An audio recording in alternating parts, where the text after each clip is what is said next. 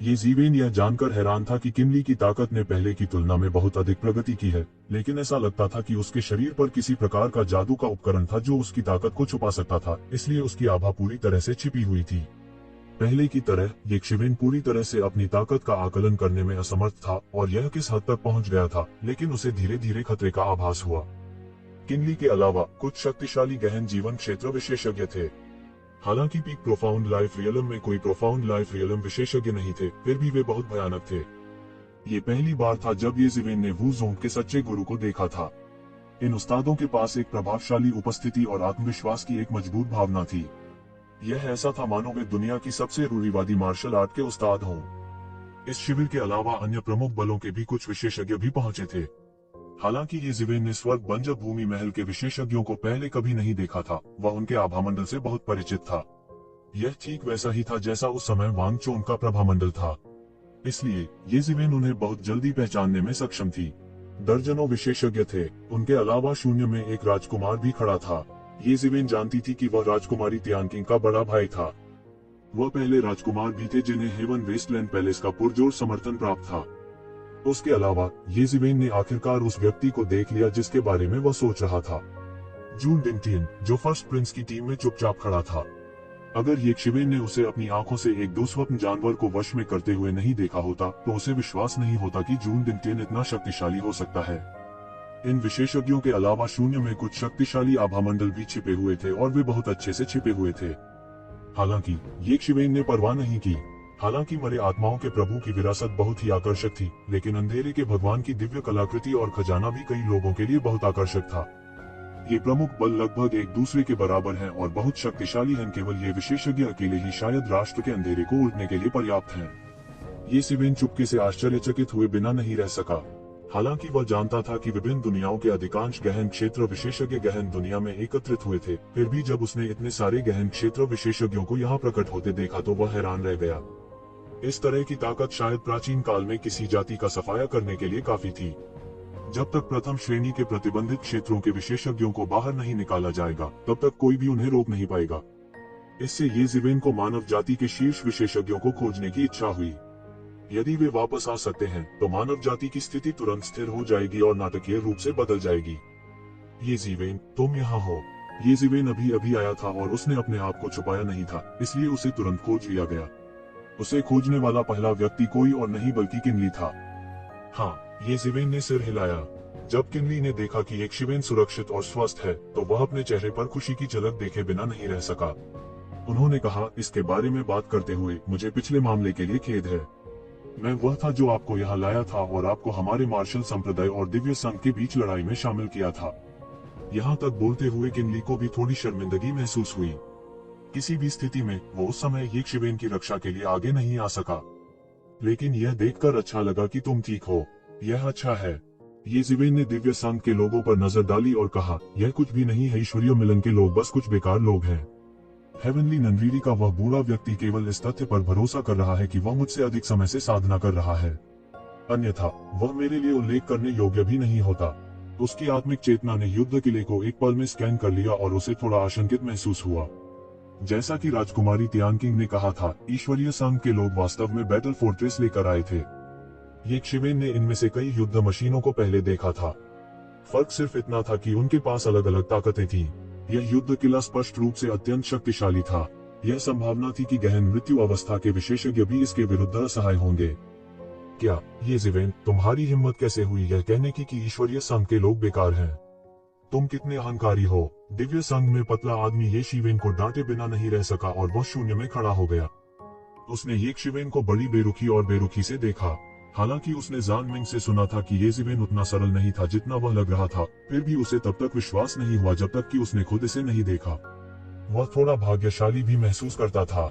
सबसे महत्वपूर्ण बात यह है कि वे युद्ध किले में खड़े थे। ये जीवेन उनका कुछ नहीं बिगाड़ सकती थी। वह उनके द्वारा मारा भी जा सकता है। क्या वे बेकार नहीं हैं? जान मिंग को युवा पीढ़ी का शीर्ष विशेषज्ञ कहा जाता है। अंत में क्या हुआ? मैंने एक आवारा कुत्ते की तरह उसका पीछा किया और उसने बचने के लिए घृणित साधनों का इस्तेमाल किया। ये जीवेन ने उसे देखते हुए कहा, पतला आदमी ठंडा।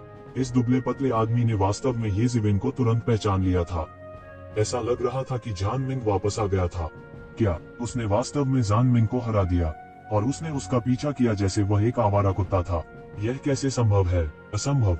हालांकि वह संभवतः झूठ नहीं बोल सकता था। आखिरकार अगर इस मामले का खुलासा हुआ तो ये शिवेन भविष्य में अपना चेहरा नहीं दिखा पाएगी। मुझे डर है कि भविष्य में उसका कोई चेहरा नहीं होगा। फिर भी यह बिल्कुल अविश्वसनीय है। जान मिंग की ताकत को देखते हुए यह कहा जा सकता है कि उनके साथियों के बीच एक मैच खोजना वास्तव में कठिन है। वापस जब उन्होंने गहन जीवन क्षेत्र में प्रवेश किया था तो उन्होंने एक अंतिम अवस्था वाले गहन जीवन क्षेत्र विशेषज्ञ को चुनौती देने का साहस किया था। ऐसा व्यक्ति वास्तव में कैसे पराजित हो सकता है? हाँ, मुझे भी विश्वास नहीं हो रहा है। ये शिवेन के शब्द खौलते पानी की तरह थे जो भीड़ को उबलने पर मजबूर कर देते थे। मूल रूप से हर किसी ने इस व्यक्ति पर थोड़ा ही ध्यान दिया था जो अपनी ताकत को छुपाता हुआ प्रतीत हो रहा था। किसने सोचा होगा कि वे वास्तव में ऐसी विस्फोटक खबरें सुनेंगे? जान मिंग वास्तव में हार गया था। यह बिल्कुल अविश्वसनीय था। विशेष रूप से किनली ने ये शिवेन को सदमे में देखा। उसे विश्वास नहीं हो रहा था कि एक शिवेन ने वास्तव में जान मिंग को हरा दिया था। वह एक ऐसा विरोधी था जिसे लेकर भी उसके सिर में दर्द था। वह इतना शक्तिशाली था कि किनली को भी पूरा विश्वास नहीं था कि वह जान मिंग को हरा सकता है। कई लोगों की तरह उनकी पहली प्रतिक्रिया यह थी कि उन्हें इस पर विश्वास ही नहीं हो रहा था। हालांकि जब उसने ये शिवेन के हाव भाव देखे तो वह इस बात पर विश्वास किए बिना नहीं रह सका। इसके अलावा ईश्वरीय संघ से किसी ने भी इसका खंडन नहीं किया।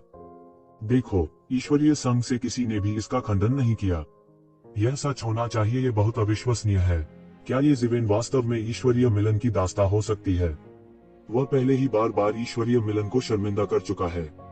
इस बार उसने दैवीय संघ की प्रतिभा जान मिंग का भी पीछा किया और उसे एक आवारा कुत्ते की तरह भगा दिया। कितना प्रभावशाली! दिव्य संघ के लोग ये जिवेन की बातों का खंडन करना चाहते थे लेकिन वे कुछ नहीं कर सकते थे। आखिर सच तो यह भी था। इसके अलावा इस मामले का खंडन करने का कोई मतलब नहीं था। पतला आदमी थोड़ा शर्मिंदा दिख रहा था। फिर उन्होंने राजकुमारी तियानकिंग की ओर देखा और कहा, राजकुमारी तियानकिंग, आप वास्तव में दैवीय मिलन के दुश्मन का पक्ष ले रही हैं। क्या आप वास्तव में दैवीय मिलन का विरोध करने का इरादा रखती हैं? यदि ऐसा है तो हमें असभ्य होने का दोष न दें। उद्धरण चिन्ह। राजकुमारी तियानकिंग ने दुबले पतले आदमी पर नजर डाली और कहा, मुझ पर दबाव डालने के लिए दैवीय संघ का उपयोग करने की कोशिश मत करो। यदि तुम्हारे पास क्षमता है तो पहले उसे हराओ। जब से उसने ये शिवेन के साथ जाने का फैसला किया था उसने पहले ही अपना मन बना लिया था। इस प्रकार वह ईश्वरीय संघ की धमकियों से डरती नहीं थी। एक प्राचीन राष्ट्र की एकमात्र राजकुमारी की इतनी घमंडी होने की हिम्मत कैसे हुई? दुबले पतले आदमी ने अपनी हथेली फैलाते हुए ठंडी आवाज में चिल्लाया। उसकी पूरी हथेली एक बहते हुए प्रकाश से झिलमिला रही थी जिससे लोग भय से कांपने लगे। उनकी राक्षसी साधना शक्ति ने तुरंत राजकुमारी तियानकिंग को जकड़ लिया। यह अंतिम चरण के गहन जीवन क्षेत्र साधक की शक्ति थी। हालांकि ये शिवन स्पष्ट रूप से महसूस कर सकता था कि उसे एक अज्ञात शक्ति द्वारा मजबूत किया गया था जिसने वास्तव में उसकी ताकत को एक पूरे स्तर तक बढ़ा दिया था। राजकुमारी तियानकिंग के हाव भाव में भारी बदलाव आया। यह पतला आदमी वास्तव में तुरंत एक कदम उठाने की योजना बना रहा था। वह अब उससे बात भी नहीं करना चाहता था। उसने महसूस किया कि उसके चारों ओर की जगह एक पल में सीमित हो गई है, जिससे उसे ऐसा महसूस हो रहा था कि उसे कहीं जाना नहीं है। एक पल में वह एक हताश स्थिति में मजबूर हो गई थी। किनली, जो दुबले पतले आदमी के पास थे, ने तुरंत एक चाल चली। उसका हाथ एक भयावह अजगर के पंजे में बदल गया जो एक आश्चर्यजनक चमक से भरा हुआ था और विशाल हाथ को पकड़ लिया। बूम! दो विशाल हाथ शून्य में एक जोरदार धमाके के साथ टकरा गए। दुबले आदमी के विशाल हाथ को किनली के ड्रैगन पंजे ने तुरंत कुचल दिया।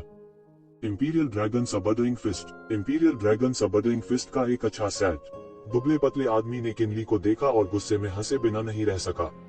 पहले के दिनों में मार्शल सम्राट ब्रह्मांड में हर किसी को हराने के लिए मूर्ति की तकनीकों के इस सेट पर निर्भर थे। अब क्या आप मेरे साथ संकेतकों का आदान प्रदान करने के लिए मूर्ति की तकनीकों के इस सेट का उपयोग करना चाहते हैं?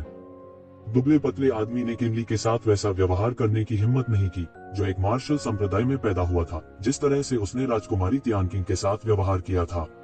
उन्होंने नैतिकता की बिल्कुल परवाह नहीं की। चलो इस पर बात करते हैं। आपको अब एक कदम क्यों उठाना है? इसके अलावा भले ही आप साधु को चेहरा नहीं देना चाहते, आपको कम से कम बुद्ध को चेहरा देना चाहिए। 13वां राजकुमार अभी भी यही है। मुझे डर है कि उसकी बहन पर हमला करना आपके लिए अच्छा नहीं होगा। किनली ने 13वें राजकुमार पर एक नजर डाली जब वह अपने चेहरे पर उपहास के भाव के साथ बोल रहा था। 13वां राजकुमार शर्मिंदा दिख रहा था।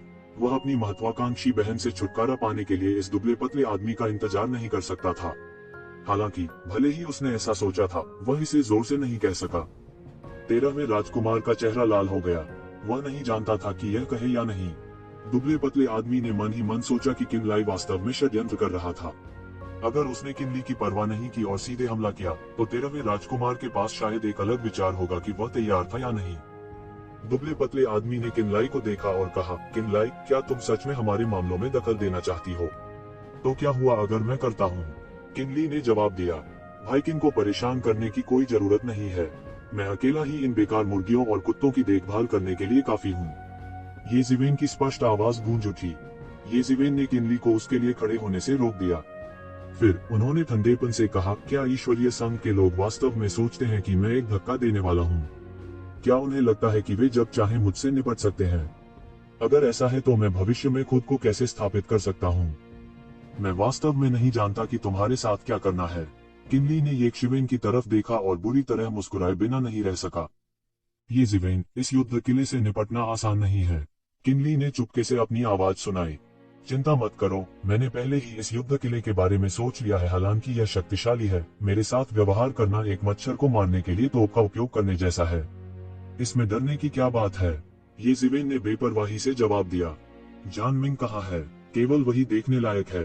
तुम लोग सिर्फ मुर्गियां और कुत्ते हो। तुम स्थिति को स्पष्ट रूप से देख भी नहीं सकते, फिर भी तुम वास्तव में मुझे भड़काना चाहते हो। आप जीने से थक गए होंगे। उनके लिए ये जिवेन की पूर्ण अवहेलना ने दिव्य मिलन के शिष्यों को क्रोधित कर दिया। वे पूरी तरह से भूल गए थे कि जान मिंग ने उन्हें याद दिलाया था कि एक जिवेन को उकसाना नहीं चाहिए। युद्ध किले के अस्तित्व ने उन्हें बहुत आत्मविश्वास दिया था। क्या उसकी हिम्मत कैसे हुई कि हम मुर्गियां और कुत्ते हैं? वह अपने बारे में क्या सोचता है? एक राजा रैंक वाला बिजली घर। उसकी हिम्मत कैसे हुई कि वह ईश्वरीय संघ को देख सके? हम एक राजा रैंक के बिजली घर को मारने की हिम्मत भी करेंगे। कौन क्या वह सोचता है कि वह है? कितना अहंकारी स्वर है। इस तरह का व्यक्ति अधिक समय तक जीवित नहीं रहेगा। यह सही है, उसे मार डालो और उस अपमान को धो दो जो उसने अपने खून से हम पर लाया है। मरना। उस समय दुबले पतले आदमी की आंखों से एक असीम दिव्य चमक निकली, जो फूट पड़ी और तेज तलवारों में बदल गई, जो एक शिवेन की ओर फिसल गई। यह एक दिव्य चेतना थी जो प्रत्यक्ष रूप से प्रकट हुई थी। यह एक अत्यंत शानदार मार्शल तकनीक थी। इस दुबले आदमी की एक असाधारण पृष्ठभूमि थी और उसने जो मार्शल तकनीक सीखी थी वह भी बहुत प्रभावशाली थी। यह सिर्फ एक छोटी सी चाल है। ये जिवेन की ठंडी आवाज सुनाई दी। उसने एक चाल भी नहीं चली। ये तेज तलवारें उसके सामने 10 मीटर की दूरी पर देवत्व की दीवार से अवरुद्ध थीं। वे उसे चोट नहीं पहुंचा सकते थे। इस समय घटनास्थल पर मौजूद कई लोगों ने आखिरकार महसूस किया कि उन दोनों ने एक पल में पहले ही मारपीट कर ली थी। प्रारंभिक और मध्य गहन जीवन चरण के विशेषज्ञ उपस्थित थे, स्पष्ट रूप से देखने में असमर्थ थे कि क्या हुआ था। केवल कुछ देर के गहन जीवन चरण के बुजुर्ग ही दोनों की गतिविधियों को स्पष्ट रूप से देखने में सक्षम थे। हालांकि वे गुप्त रूप से भी चौंक गए थे। उनकी गति सीमा तक तेज थी। उनकी लड़ाई की गति इतनी तेज है कि मैं केवल उनकी परछाई ही देख सकता हूँ। ये जिवेन इतनी शक्तिशाली कैसे हो सकती है? हाँ, मैंने ये जिवेन के बारे में भी खबर सुनी है। क्या वह गहन जीवन क्षेत्र के केवल मध्यवर्ती चरण में नहीं है? इसलिए वह तियाननवी के बूढ़े व्यक्ति के हाथों लगभग मर गया। वह इतने कम समय में इतना शक्तिशाली कैसे हो गया? वह वास्तव में ईश्वरीय संघ एल्डर के बराबर है। क्या उनका अचानक से सामना हो सकता था? लेकिन यह भी अच्छा है। दोनों पक्षों के बीच दुश्मनी गहरी और गहरी होती जा रही है। इस मामले में दोनों पक्ष खजाने की तलाश करते समय भी एक दूसरे के खिलाफ सतर्क रहेंगे। यह हमारे लिए अच्छी बात है। जब भीड़ ने देखा कि दोनों पक्ष लड़ रहे हैं, तो वे उत्साहपूर्वक चर्चा करने लगे। यह उबलते पानी की तरह था, तुरंत उबल रहा था। इन गहन जीवन मंच विशेषज्ञों के लिए यह एक दुर्लभ लड़ाई थी। यह विशेष रूप से तब था जब लड़ाई ने उन्हें चिंतित नहीं किया था। वे अपने दिल को शांत करने और लड़ाई देखने में सक्षम थे। देखो, वे दोनों फिर से लड़ रहे हैं। कोई अलार्म में चिल्लाया। इस समय वे दोनों फिर से लड़ रहे थे। इस बार दुबले पतले आदमी ने हमले का नेतृत्व किया। उनका फिगर एक पल में गायब हो गया। जब वह फिर से प्रकट हुआ, वह पहले से ही एक शिवेन के सामने था। उसने एक ललाट पर हमला किया, एक पल में सब कुछ रोक दिया। इस हमले के साथ एक आश्चर्यजनक ऊर्जा धारा थी जो युद्ध के किले से फट गई। इसने तुरंत पूरे आकाश को ढक लिया, उन सभी जगहों को अवरुद्ध कर दिया जहां एक शिवेन चकमा दे सकती थी। लानत है, तुम भाड़ में जाओ। दुबले पतले आदमी ने जोर से दहाड़ मारी। उसने सीधे एक भयानक पंजा छाया को बाहर निकाला, जो सीधे एक शिवेन के सिर की ओर जा रही थी। युद्ध किले के भीतर विशेष गठन के समर्थन से उसकी ताकत लगभग दोगुनी हो गई थी। एक पल में उसने येज़िवेन की दिव्यता की सुनहरी रक्षा को तोड़ दिया था। वह इस नीदरलैंड घोस्ट क्लाव तकनीक से और भी अधिक परिचित है उस समय की तुलना में जब मैंने उससे लड़ाई की थी। एक सांस में उसका जिक्र भी नहीं किया जा सकता। बैटल फोर्ट्रेस के समर्थन से डिवाइन यूनियन के सदस्य बेहद भयावह हो जाएंगे। येज़िवेन बस मौत को दावत दे रहा है अगर वह बैटल फोर्ट्रेस के पास उनसे लड़ना चाहता है। बहुत से लोगों की नजरों में येज़िवेन पहले से ही अभिशप्त था। शायद बहुत से लोग उसके बारे में आशावादी नहीं होंगे। हालांकि वास्तव में लड़ाई का परिणाम सभी की अपेक्षाओं से बिल्कुल परे था। येज़िवेन ने इसे देखा तक नहीं। उसने अपनी 5 उंगलियों को मुट्ठी में जकड़ लिया और फिर एक मुक्का मारा। कोई अजीब घटना नहीं थी, न ही कोई चौंकाने वाला एहसास था। यह सिर्फ एक साधारण मुक्का था और यह सीधे नेदरवर्ल्ड घोस्ट पंजा में विस्फोट हो गया। बजना, जोरदार धमाका हुआ, फिर पंजा जो लापरवाही से धातु और पत्थर को कुचल सकता था, सीधे कागज के टुकड़े की तरह टूट गया। इसके अलावा ऐसा लगा जैसे कागज का एक टुकड़ा सपाट कुचल दिया गया हो। बूम! तभी जोरदार धमाका सुनाई दिया। उफनती हुई ऊर्जा की धारा एक विशाल सुनामी की तरह बह निकली, सभी दिशाओं में बह गई। दुबले पतले आदमी का रंग घातक रूप से पीला पड़ गया था और उसके मुंह से खून निकलने लगा था। उसने येज़िवेन को अविश्वास से देखा। उसे विश्वास नहीं हो रहा था कि एक साधारण मुक्के ने उसके पूरे हाथ को पंगु बना दिया है। दूसरे लोग इसे स्पष्ट रूप से नहीं देख सकते थे, लेकिन वह कैसे नहीं देख सकता था, क्योंकि उसने येज़िवेन के खिलाफ व्यक्तिगत रूप से लड़ाई लड़ी थी। ऐसा लग रहा था जैसे येज़िवेन ने कोई ताकत नहीं लगाई थी। उसने केवल मुक्का मारा था और दुबले पतले आदमी से टकराने का इंतजार कर रहा था। यह ऐसा था जैसे वह लोहे की प्लेट से टकरा गया हो। यह कहने के बजाय कि उसका हाथ येज़िवेन द्वारा तोड़ा गया था, यह कहना बेहतर होगा कि यह उसकी अपनी ताकत से टूटा था। शक्ति का प्रभाव पारस्परिक था। जितनी ताकत का इस्तेमाल किया गया था उतनी ही ताकत का इस्तेमाल किया जाना था। हालांकि सामान्य लोग ऐसी ताकत का सामना नहीं कर सकते थे, प्रतिशोध की तो बात ही छोड़िए। हालांकि उनका भौतिक शरीर ऐसा करने में सक्षम था। यह बस एक चमत्कार था। यह कैसे संभव है? वह इतना शक्तिशाली कैसे हो सकता है? इस समय वह आखिरकार समझ गया कि जान मिंग ने उसे क्यों कहा था कि यदि संभव हो तो इस आदमी को उकसाओ नहीं। जान मिंग ने जो कहा था, यह लड़का उससे कहीं अधिक मजबूत और डरावना था। सबसे पहले उसने सोचा था कि जान मिंग उसे हरा नहीं पाएगा, क्योंकि जान मिंग ने हाल ही में गहन जीवन क्षेत्र में प्रवेश किया था। सिर्फ इसलिए कि जान मिंग नहीं कर सका, इसका मतलब यह नहीं था कि पतला आदमी भी नहीं कर सकता था। इसके अलावा उन्हें युद्ध किले का समर्थन प्राप्त था। ऐसा कोई विरोधी कैसे हो सकता है जिसे वह हरा न सके? इससे भी महत्वपूर्ण बात, वह चिंतित था कि येज़िवेन बच जाएगा, इसलिए उसने बचने के सभी संभावित मार्गों को बंद करने के लिए विशेष रूप से युद्ध किले का उपयोग किया था। अंत में येज़िवेन ने भागने की कोशिश भी नहीं की।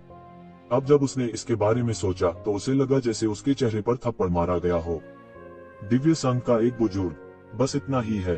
क्या जान मिंग बाहर नहीं आ सकता? फिर मैं उसे तब तक पीटूंगा जब तक वह बाहर नहीं आ जाता। येज़िवेन के मुंह के कोने तिरस्कारपूर्ण मुस्कान में मुड़े हुए थे, जैसे कि वह जानबूझकर ईश्वरीय मिलन को भड़का रहे हों। धिक्कार है, ईश्वरीय मिलन को नीचा मत देखो। तुम आज हमारे हाथों मरोगे।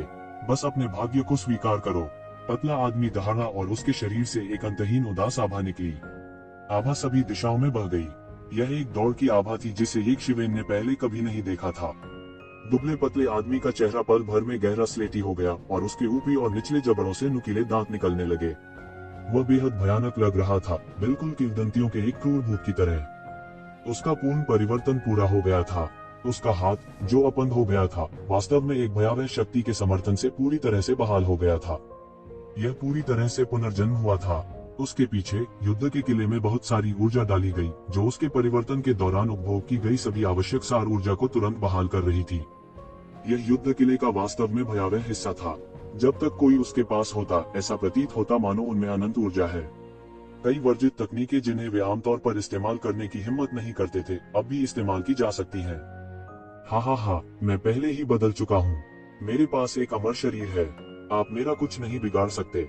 वह गरजता है और सीधे धुएं में बदल जाता है, जिससे आकाश भर जाता है। इस धुएं से एक बड़ा हाथ फैला। यह हवा के खिलाफ फैल गया और हजारों सैनिकों और घोड़ों के प्रभाव की तरह बह गया। इसे रोका नहीं जा सकता था और तुरंत येज़िवेन की ओर लपका। अमर शरीर, एक दिव्य शरीर के अलावा कौन अमर शरीर होने का दावा करने की हिम्मत करेगा? मैं देखना चाहता हूँ। येज़िवेन अभी भी स्थिर खड़ा था। उसकी अभिव्यक्ति नहीं बदली। उसने अपने हाथ से भी पकड़ लिया, जो एक अजगर के पंजे में बदल गया। सुनहरी रोशनी असली अजगर के पंजे की तरह चकाचौंध कर रही थी। महान ड्रैगन कैप्चर तकनीक तकनीक का यह सेट जिसने अतीत में दुनिया को हिलाकर रख दिया था, अब एक शिवेन के हाथों में एक भयानक ताकत दिखा रहा था। उन्होंने सीधे दुश्मन के पंजे पर वार किया। बजना, दोनों पक्षों ने एक दूसरे पर जमकर पथराव किया। यह सोने और लोहे की तरह था। चिंगारी के फटने ने सभी दिशाओं में उड़ान भरी। ऐसा लग रहा था जैसे आसमान में आतिशबाजी हो रही हो। यह अत्यंत तेजस्वी था। यह ऐसा था जैसे दो बहुत मजबूत दिव्य हथियार आपस में टकरा रहे हों। ये ज़िवेन कौन है? वह नीदरलैंड के घोस्ट क्लाव को भी ब्लॉक कर सकता है। यह अविश्वसनीय है। इस बूढ़े व्यक्ति ने हजारों वर्षों तक खुद को नीचे के घोस्ट क्लाव में डुबोया होगा। उसने अभी इसका इस्तेमाल नहीं किया। इस परिवर्तन के बाद मुझे डर है कि गहन जीवन क्षेत्र के शिखर पर बैठे विशेषज्ञों को भी खरोंच लग सकती है। मैं भी उसके शिखर को छूने का साहस नहीं करता। यह आदमी उसके साथ समान रूप से कैसे मेल खा सकता है? उद्धरण चिन्ह, यह किस प्रकार की मार्शल आर्ट है? अभी अभी संक्षिप्त आदान प्रदान से मैं देख सकता हूँ कि एक शिवन का शरीर भी भयानक रूप से मजबूत है। उसे इतना भयानक होने के लिए किसी विशेष मार्शल आर्ट की आवश्यकता नहीं है। ये ज़िवेन, तुम वास्तव में अधिक से अधिक शक्तिशाली हो गई हो। किनली ने एक शिवेन को गरिमापूर्ण भाव से देखा। उनकी आंखों में कुछ उत्साह भी था। यह ऐसा था जैसे उसने एक मजबूत प्रतिद्वंद्वी को देखा हो जिसे उसे हराना होगा। क्या बस इतना ही? आप केवल इस स्तर के साथ एक अमर शरीर होने का दावा करने की हिम्मत करते हैं? ये ज़िवेन की मजाकिया आवाज आई। बस इतना ही? तुम्हारी हिम्मत कैसे हुई अमर शरीर होने का दावा करने की? ये शिवेन की मजाकिया आवाज आई। क्या आकाश में काली धुंध में पतला आदमी मदद नहीं कर सकता? लेकिन चौंक गया। ये शिवेन का इससे क्या मतलब था? दिन के अंत में आपकी विकृत साधना इससे अधिक कुछ नहीं है। आप मार्शल आर्ट में थोड़े अधिक कुशल हैं। तुम्हारी हिम्मत कैसे हुई अमर शरीर होने का दावा करने की? यदि आपके पास एक अमर शरीर है तो क्या इसका मतलब यह नहीं है कि मेरे पास एक शाश्वत अमर शरीर है?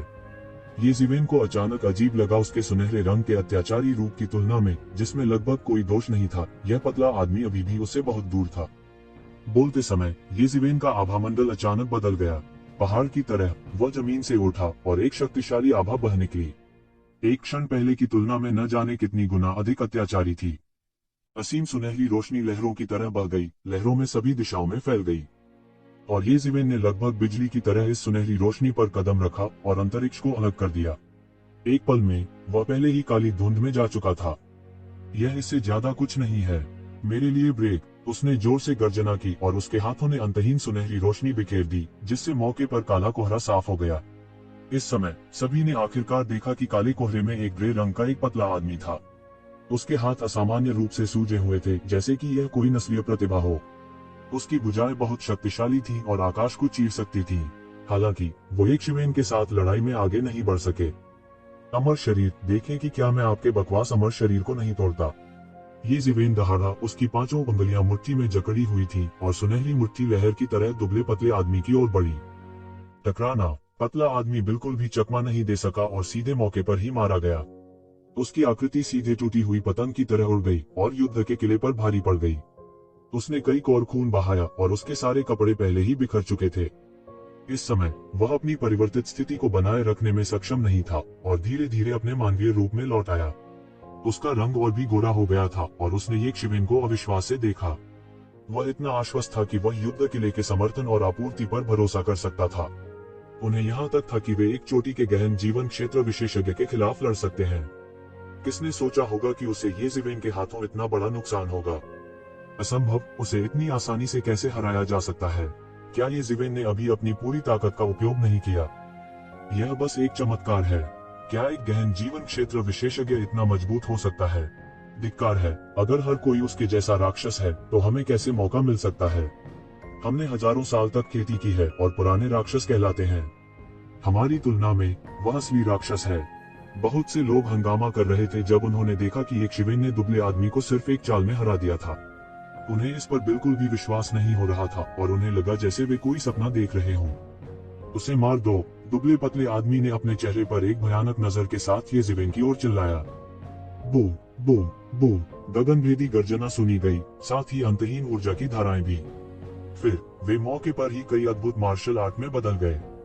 मुट्ठी की तकनीक, पैर की तकनीक, भाले की तकनीक, तलवार की तकनीक, लगभग सब कुछ शामिल था। एक पल में उन्होंने एक शिवेन की ओर बमबारी की। यह पहले से बिल्कुल अलग था। पहले उन्होंने अपनी पूरी ताकत नहीं लगाई थी क्योंकि उन्हें दुबले पतले आदमी को चोट लगने का डर था। हालांकि अब चीजें अलग थीं। ऐसा लग रहा था कि वे उसे तुरंत मार देना चाहते हैं। यह क्या है? यह वास्तव में तोपों के रूप में मार्शल आर्ट को विस्फोट कर सकता है। ये ज़िवेन ने आकाश को भरने वाली विभिन्न मार्शल आर्ट की धारों को देखा और तुरंत चौंक गई। उसे लगा जैसे उसके क्षितिज का विस्तार हो गया है। वह नहीं जानता था कि इस युद्ध किले में किस तरह के रहस्य हैं जो इस स्तर तक पहुंचने में सक्षम हैं। इस समय उसे यह समझ में आ रहा था कि ईश्वरीय मिलन के ये लोग इतने आश्वस्त क्यों थे कि वे सब कुछ मिटा सकते थे और यहाँ तक कि उसे उकसाने की हिम्मत भी कर सकते थे। बस इस युद्ध किले पर भरोसा करके वे पैर जमाने की क्षमता रखते थे। ये ज़िवेन की आकृति आकाश में लगातार झिलमिलाती रही। सघन और जबरदस्त मार्शल आर्ट की धारा के सामने वह केवल चकमा देने का विकल्प चुन सकता था। इन मार्शल आर्ट की धार की शक्ति ने उसे भी भय से काम दिया। यहाँ तक यदि इन तोपों द्वारा बमबारी की जाती है तो एक शिखर गहन जीवन क्षेत्र विशेषज्ञ भी मौके पर ही गंभीर रूप से घायल हो जाएगा। उसका भौतिक शरीर अत्याचारी था और उसका अत्याचारी शरीर उससे भी अधिक अत्याचारी था। स्वाभाविक रूप से ऐसा नहीं होगा। हालांकि वह अभी भी सैकड़ों और हजारों मार्शल आर्ट टोरेंटों की बमबारी का सामना नहीं कर सका। अगर उस पर इतनी सारी मार्शल आर्ट की धार से बमबारी की जाती तो वह भी घायल हो जाता। वह पास भी नहीं आ पाएगा। फूश फूश फूश। ये ज़िवेन बिजली की तरह थी। उसने पलक झपकते ही इन मार्शल आर्ट की धार को चकमा दे दिया। इतने सारे मार्शल आर्ट का उपयोग करने के बाद गहन जीवन क्षेत्र के शिखर पर एक विशेषज्ञ भी थक जाएगा। हालांकि यह युद्ध किला समाप्त होने से बहुत दूर था। इसमें ऊर्जा की एक अटूट आपूर्ति थी, इसलिए यह लगातार एक के बाद एक आश्चर्यजनक मार्शल आर्ट को उजागर करने में सक्षम था। सभी की नजरों में पूरा आकाश पहले से ही युद्ध के किले द्वारा उड़ाए गए ऊर्जा के झोंके से ढका हुआ था। चमकदार रोशनी ने डेड सोल रसातल के अंधेरे आकाश को तुरंत रोशन कर दिया। यह स्थान, जो अनगिनत वर्षों से अंधकार में था, ने पहली बार प्रकाश का स्वागत किया। हालांकि यह एक युद्ध से इतनी भयावह रोशनी थी। पूरा आकाश लगभग टुकड़ों में बंट गया था। प्राइमल अराजकता मूसलाधार बारिश में बह गई। यह एक भयावह दृश्य था, मानो दुनिया का अंत आ गया हो। ये ज़िवेन के पास न केवल एक भयानक अत्याचारी भौतिक शरीर है, बल्कि उसकी गति भी भयानक है। इस तरह के घने हमलों के साथ यहाँ तक एक चरम गहन जीवन चरण विशेषज्ञ नहीं, यहाँ तक एक गहन मृत्यु चरण विशेषज्ञ भी संभवतः चकमा देने में असमर्थ होगा। यह दृश्य देखकर एक बूढ़े व्यक्ति का चेहरा पीला पड़ गया। उसके होंठ कांप रहे थे और वह कुछ अवाक था। कुछ लोगों के अलावा उपस्थित लोगों में से अधिकांश बूढ़े राक्षस थे जिन्होंने हजारों या दसियों हजार वर्षों तक खेती की थी। भले ही उनकी खेती के आधार युवा पीढ़ी द्वारा पार कर गए हों, फिर भी उनकी दृष्टि और अंतर्दृष्टि अद्वितीय थी। वे निश्चय ही अनुभवी और ज्ञानी थे। हालांकि उन्होंने भी कभी नहीं सोचा था कि वे वास्तव में ऐसा भयावह युद्ध देखेंगे। ऐसा लगता है कि लड़ाई के दोनों पक्षों ने चरम सीमा तक अपना सब कुछ झोंक दिया था। यदि उनमें से कोई उनकी जगह होता तो शायद वे जरा भी विरोध न कर पाते। यह युद्ध किला वह हथियार है जिस पर ईश्वरीय संघ दुनिया में पागल चलाने के लिए भरोसा करता है। कई शक्तिशाली दुश्मनों को हराने और कई संप्रदायों को नष्ट करने के लिए दिव्य संघ ने इस युद्ध किले पर भरोसा किया है। कहा जाता है कि यह प्राचीन तकनीक की विरासत है। अन्य संप्रदायों के युद्ध के किले ईश्वरीय मिलन की तुलना में बहुत हीन है। यहाँ तक एक गहरा मृत्यु क्षेत्र विशेषज्ञ भी इस स्तर के युद्ध किले के सामने खड़ा नहीं हो पाएगा। वे मिनटों में छलनी में बदल जाएंगे। यह सही है। इसके अलावा यह सबसे भयावह बात नहीं है। ऐसा कहा जाता है कि इस युद्ध किले के उन्नत संस्करण हैं जो मृत्यु के लिए सक्षम एक वास्तविक गहन मृत्यु क्षेत्र को भी विस्फोट कर सकते हैं। सौभाग्य से इनमें से कई युद्ध किले नहीं हैं। अन्यथा ईश्वरीय संघ के लोग वास्तव में दुनिया पर हावी होंगे। वे दुनिया पर हावी होने के लिए इतनी दूर नहीं जाएंगे। हमारे पास थोड़ी सी भी नींव कैसे नहीं हो सकती है? हमारे पास कोई प्रतिवाद कैसे नहीं हो सकता है? वास्तव में भयावह एक ये ज़िवेन है। उसकी गति वास्तव में तेज है। बीच बीच में लड़ाई का नेटवर्क के लिए पूरे आसमान को ढंकने लगते हैं। वह वास्तव में छोटी से छोटी खामियों को भी चकमा देने में सक्षम था। उसकी गति बहुत तेज है। सबको बड़ा आश्चर्य हुआ। ये ज़िवेन आकाश में एक सुनहरी रोशनी की तरह थी जो लगातार आकाश में आगे पीछे घूम रही थी। युद्ध के किले की धाराएं उसका कुछ नहीं बिगाड़ सकी। उल्लेख नहीं है, भले ही वह लापरवाह हो, वह युद्ध के किले की धार को मौके पर ही बिखेर सकता था। यदि साधारण लोग युद्ध के किले की धारा से छू जाते तो मर जाते, लेकिन वह उन्हें मौके पर ही तितर बितर करने में सक्षम था। इस तरह की युद्ध क्षमता सभी की आंखें खोलने वाली थी, विशेष रूप से दिव्य संघ के लोग। वे दूसरों की तरह बेफिक्र नहीं थे। वे दर्शक बनने के मूड में नहीं थे। वे ये ज़िवेन के हमले का सीधे सामना कर रहे थे। उन्होंने कभी नहीं सोचा था कि कोई युद्ध किले की पूरी मारक क्षमता को चकमा दे सकता है। यह बस एक चमत्कार था। यह पूरी तरह अविश्वसनीय था। वह एक राक्षस होना चाहिए, दिव्य संघ के एक शिष्य ने कांपती आवाज में कहा। अगर जान मिंग जैसे किसी व्यक्ति को उसके दिल में एक प्रतिभाशाली, एक सुपर जीनियस कहा जाता था, तो यह आदमी एक पौराणिक राक्षस था। वह केवल एक राक्षस था जिसे मारा नहीं जा सकता था। हमने किस तरह के अस्तित्व को उकसाया है। इस समय पतला आदमी भी एक शिवेन को एकटक घूर रहा था, जो आकाश में पूरी तरह से एक सुनहरी रोशनी में बदल गया था। वह अवाक था और वह पहले से ही अपने दिल में बेहद पछता रहा था। उसे जान मिंग की बातें नहीं सुननी चाहिए थी और ये शिवेन को भड़काना नहीं चाहिए था। अब उसने इतना भयानक राक्षस निकाला था। यह नहीं चलेगा। यह ठीक है क्योंकि यह आदमी बहुत डरावना है। वह सिर्फ एक राक्षस है, इसलिए और भी हम उसे जीवित नहीं रहने दे सकते। यदि ऐसा व्यक्ति जीवित रहता है तो वह निश्चित रूप से भविष्य में ईश्वरीय मिलन के लिए एक बड़ा खतरा बन जाएगा। जल्दी या बाद में वह ईश्वरीय संघ के उद्गम के लिए सबसे बड़ी बाधा बन जाएगा। उसे मरना चाहिए, उसे मरना चाहिए। दुबले पतले आदमी की आंखें एक पागल नजर से चमक उठी क्योंकि उसने अपनी चोटों को धीरे धीरे दबाने के लिए अपनी ऊर्जा का संचार किया। आखिरकार वे परवर्ती गहन जीवन क्षेत्र के विशेषज्ञ भी थे। उसके भौतिक शरीर की ठीक होने की क्षमता भी चौंकाने वाली थी। इतने लंबे समय तक सांस लेने के बाद उनकी चोटें भी काफी हद तक ठीक हो गई थी। शक्ति बढ़ाओ और सभी सन्नी संरचनाओं को सक्रिय करो। उसे मरना होगा, उसे जीने नहीं देना चाहिए। जैसे ही उसने बोलना समाप्त किया, उसने अचानक महसूस किया कि उसकी दृष्टि धुंधली हो गई है। एक आकृति उसके सामने बिना उसकी ओर ध्यान दिए छलांग लगा चुकी थी। अगर तुम मुझे जीने नहीं देते तो बेहतर होगा कि तुम अपनी चिंता करो। स्पष्ट आवाज के साथ दुबले पतले आदमी को अचानक लगा कि उसकी गर्दन को एक बड़े हाथ से पकड़ा जा रहा है। यह बड़ा हाथ एक लोहे के घेरे की तरह था जिसने उसकी गर्दन को मजबूती से पकड़ रखा था। एक पल में उसकी दृष्टि काली पड़ गई और वह सांस नहीं ले सका। फिर उसने महसूस किया कि एक सीलिंग शक्ति बाहर निकल रही है, सीधे उसके शरीर की सारी शक्ति को दबा रही है। उसने आखिरकार अपने सामने आकृति को स्पष्ट रूप से देखा। ये कोई और नहीं बल्कि ये जिवेन थी। यह कैसे संभव है? तुम अंदर कैसे घुस गए? उसने ये शिवेन को अविश्वास से देखा। यह ऐसा था जैसे उसने भूत देखा हो। उनकी आंखों की पुतलियां बाहर निकलने वाली थीं। ये शिवेन कुछ समय पहले स्पष्ट रूप से चकमा दे रही थी। उसके लिए अचानक से दौड़ना कैसे संभव हो गया? यह बिल्कुल असंभव था। किसी को यह पता होना चाहिए कि गहन जीवन क्षेत्र के शिखर पर एक विशेषज्ञ भी मौके पर गंभीर रूप से घायल हो जाएगा यदि वह बैटल फोर्ट्रेस के पूरी तरह से सक्रिय होने पर इतने सारे हमलों की चपेट में आ गया। वह ऐसा कैसे कर सकता है? इस समय उसने देखा कि ये जिवेन के सिर के ऊपर एक साधारण और अलंकृत चित्र स्क्रॉल था जो लगातार घूम रहा था। फिर प्रकाश का एक पर्दा लगातार लटका रहता था और उसके भीतर उसकी रक्षा करता था। यह सही है। तो जिवेन ने युद्ध किले में भाग लेने के लिए यिन यांग जीवन और मृत्यु आरेख पर भरोसा किया था। उसे भरोसा था कि अगर वह खुद पर भरोसा करे तो वह कई हमलों को रोक सकता है। हालांकि अगले ही पल सैकड़ों या हजारों हमले उस पर हावी हो जाते। यहाँ तक अगर ऐसा होता तो उसे हवा में उड़ा दिया जाता। युद्ध किले की शक्ति वास्तव में अनंत थी। जब उसने दुबले आदमी को यह कहते सुना कि वह शक्ति बढ़ाना चाहता है तो वह जान गया कि वह अब और इंतजार नहीं कर सकता। वर्तमान युद्ध किले ने पहले ही उसे इतना डरा हुआ महसूस कराया। अगर वह पूरी तरह बाहर चला गया तो यह भयानक होगा। उसने तुरंत एक त्वरित निर्णय लिया और युद्ध किले में घुस गया। लेकिन लगभग जैसे ही पतला आदमी बोला, अनगिनत धाराएं बह गईं और उस जगह को डुबो दिया जहां वह लगभग तुरंत था। सभी ने ठंडी हवा की सांस ली। दृश्य अत्यंत मौन था। किसी को उम्मीद नहीं थी कि ईश्वरीय मिलन इतना निर्णायक होगा। भले ही उनके अपने लोग ये जिवेन के हाथों में थे, फिर भी उन्होंने उन्हें मौके पर ही मारने में संकोच नहीं किया। शातिर और निर्दयी होने का यही मतलब था। मुझे क्षमा करें, यदि वह नहीं मरा तो हम सब मर जाएंगे। ईश्वरीय संघ के सदस्य मदद किए बिना नहीं रह सकते थे, लेकिन पूछते थे। जिस दिन से वे दिव्य संघ में शामिल हुए थे, उन्होंने अपने नेताओं सहित अपने नेता के लिए सब कुछ बलिदान करने की शपथ ली थी। जिंदगियां। कई लोगों की राय में एक बड़े दुश्मन को खत्म करने के लिए लुओ युनयान की बलि देना कोई बड़ी बात नहीं थी, जो भविष्य में उनके पक्ष में एक कांटा बन सकता था। प्रकाश की अनंत किरणें छिन्न भिन्न हो गईं और ऊर्जा के प्रवाह से उत्पन्न तूफान अंततः छिन्न भिन्न हो गया।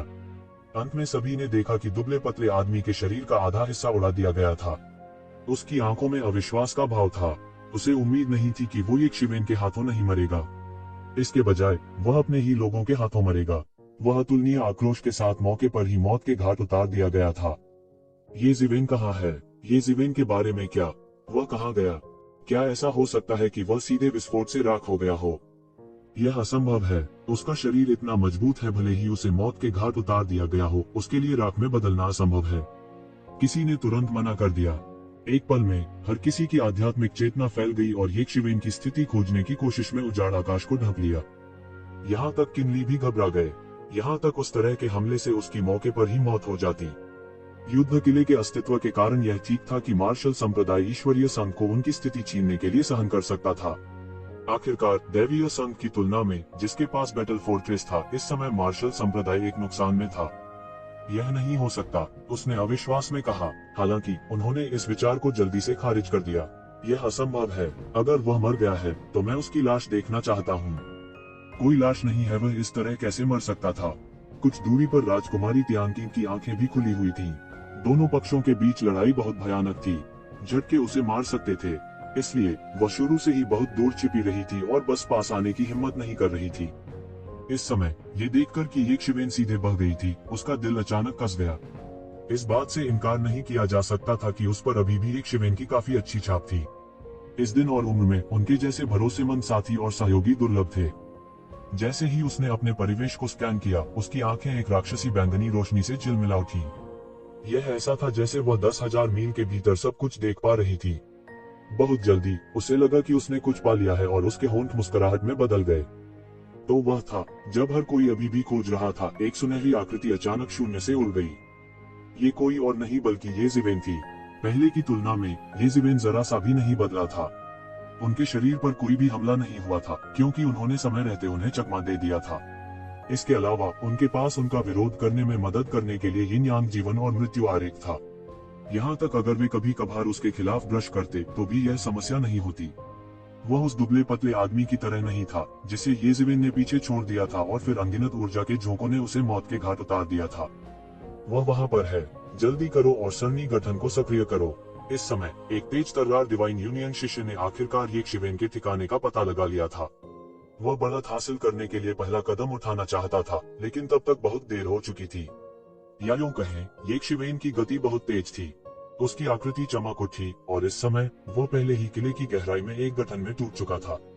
उसके पूरे शरीर में स्वर्ण देवियां सीधे 10,000 कट्टों के बल से फैल गईं। फिर वह अचानक जमीन पर पटक दिया और भयानक बल एक घेरे में लहरों की तरह बह गया। बूम! मौके पर मौजूद एक भयावह बल द्वारा पूरी व्यूह रचना को पूरी तरह से नष्ट कर दिया गया और कुछ भी पीछे नहीं छोड़ा गया।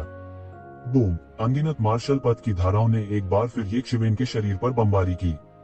उन्होंने ये शिवेन के शरीर को पार कर लिया। पहले की तुलना में उनकी शक्ति में एक और स्तर की वृद्धि हुई थी। यहाँ तक एक गहन मृत्यु क्षेत्र विशेषज्ञ भी उनके द्वारा गंभीर रूप से घायल हो जाएगा। ये ज़िवेन का फिगर एक बार फिर से गायब हो गया क्योंकि वो लगातार शून्य में घूमता रहा। मूल रूप से वह भी अभी लगातार चकमा देने में सक्षम था, अब तो दूर की बात है।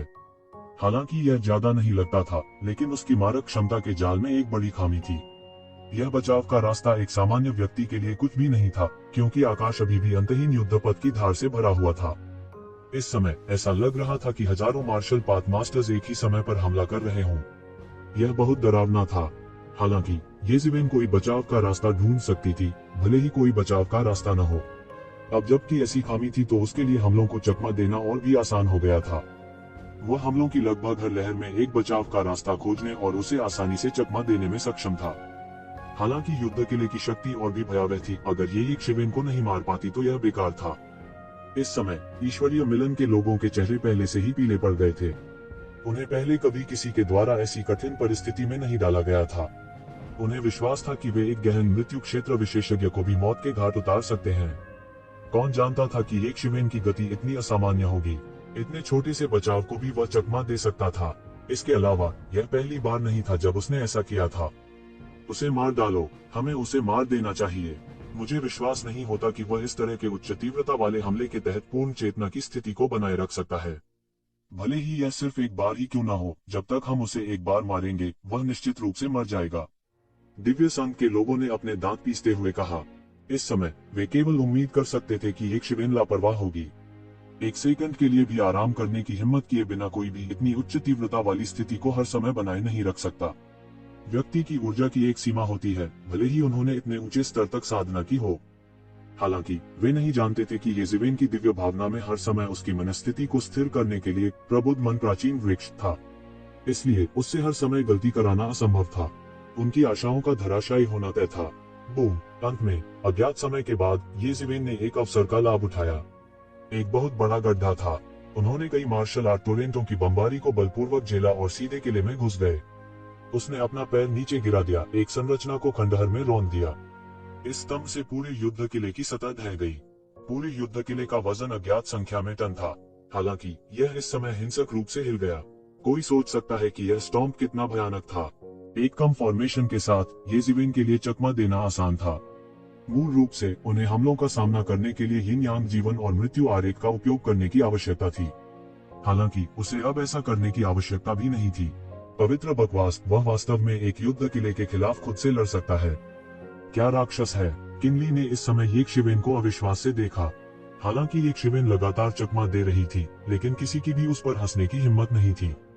इस तरह के एक केंद्रित हमले को चकमा देना पहले से ही एक चमत्कार था। यह कोई सामान्य व्यक्ति नहीं कर सकता था। Boom boom boom. जैसे जैसे समय बीतता गया, येज़िवेन ने एक एक करके नई संरचनाओं को नष्ट करना जारी रखा। चूंकि इन संरचनाओं को एक एक करके नष्ट कर दिया गया था, यह येज़िवेन के लिए मारक क्षमता के घने जाल में एक बड़ी दरार को फोड़ने के बराबर था। यह दूसरों के लिए पर्याप्त नहीं हो सकता है, लेकिन यह उनके लिए पर्याप्त था। धीरे धीरे वह युद्ध किले के अंदर सभी संरचनाओं को थोड़ा थोड़ा करके नष्ट करना चाहता था। उन्हें पूरे युद्ध किले पर कब्जा करने का विचार भी था। वर्तमान मानव जाति के लिए यदि वे इतने शक्तिशाली हथियार पर अपना हाथ पा सकते हैं, तो यह कहा जा सकता है कि यह हजारों सैनिकों और घोड़ों के बराबर होगा। वे सब मेरे हो जाएंगे। इस युद्ध किले का उत्पादन पूरी तरह से इन जैन सरणियों पर निर्भर था। जैसे जैसे ये जैन सरणियां येज़िवेन द्वारा एक एक करके तोड़ी गईं, येज़िवेन के लिए पूरे किले का खतरा कम होने लगा, लगभग उस बिंदु तक जहां उसे कोई खतरा नहीं था। यह देखकर दैवीय संघ के सदस्यों के चेहरे पीले पड़ गए। उन्होंने महसूस किया कि उन्होंने येक्षिवेन की ताकत को कम करके आंका था। वह स्पष्ट रूप से जितना उन्होंने सोचा था उससे कहीं अधिक अत्याचारी और भयावह था। कोई फर्क नहीं पड़ता कि उन्होंने कैसे संघर्ष किया या उन्होंने संघी संरचनाओं को कैसे नियंत्रित किया, यह बेकार था। वे येक्षिवेन को नहीं मार सके। यहाँ तक अगर वे उसे कभी कभी मारने में कामयाब रहे तो यह बेकार था। वे येक्षिवेन को बिल्कुल भी घायल नहीं कर सकते थे। यह बिल्कुल असंभव था। कुछ और भी भयावह हुआ। तो ज़िवेन ने देखा कि अधिकांश सरणियों को नष्ट कर दिया गया था और उनके लिए जो खतरा था वह नगण्य था। इस प्रकार उसने ईश्वरीय संघ के लोगों का वध करना शुरू कर दिया। टकराना, उनका फिगर अचानक गायब हो गया। जब वह फिर से प्रकट हुआ तो वह सीधे युद्ध किले के डेक पर था। डिवाइन यूनियन के एक प्रारंभिक चरण के गहन जीवन चरण विशेषज्ञ समय पर प्रतिक्रिया नहीं दे सकते थे। वह बस स्पष्ट रूप से नहीं देख सका कि वास्तव में क्या हुआ था। उसने देखा कि एक विशाल हाथ उसे आकाश से पकड़ रहा था। जब तक उन्होंने प्रतिक्रिया व्यक्त की तब तक बहुत देर हो चुकी थी। उसे मौके पर ही पकड़ लिया गया और एक जोरदार धमाके के साथ विस्फोट होने से पहले वह मौके पर ही खूनी धुंध में बदल गया। येक्षिवेन की ताकत पहले से ही बहुत ऊंचे स्तर पर पहुंच चुकी थी। उसने एक जोरदार धमाके के साथ सीधे पूरे शून्य को चीर डाला था। उसने किसी और ऊर्जा का उपयोग नहीं किया। उसने पहले ही अकेले अपनी ताकत से इतना चौंकाने वाला कारनामा हासिल कर लिया था।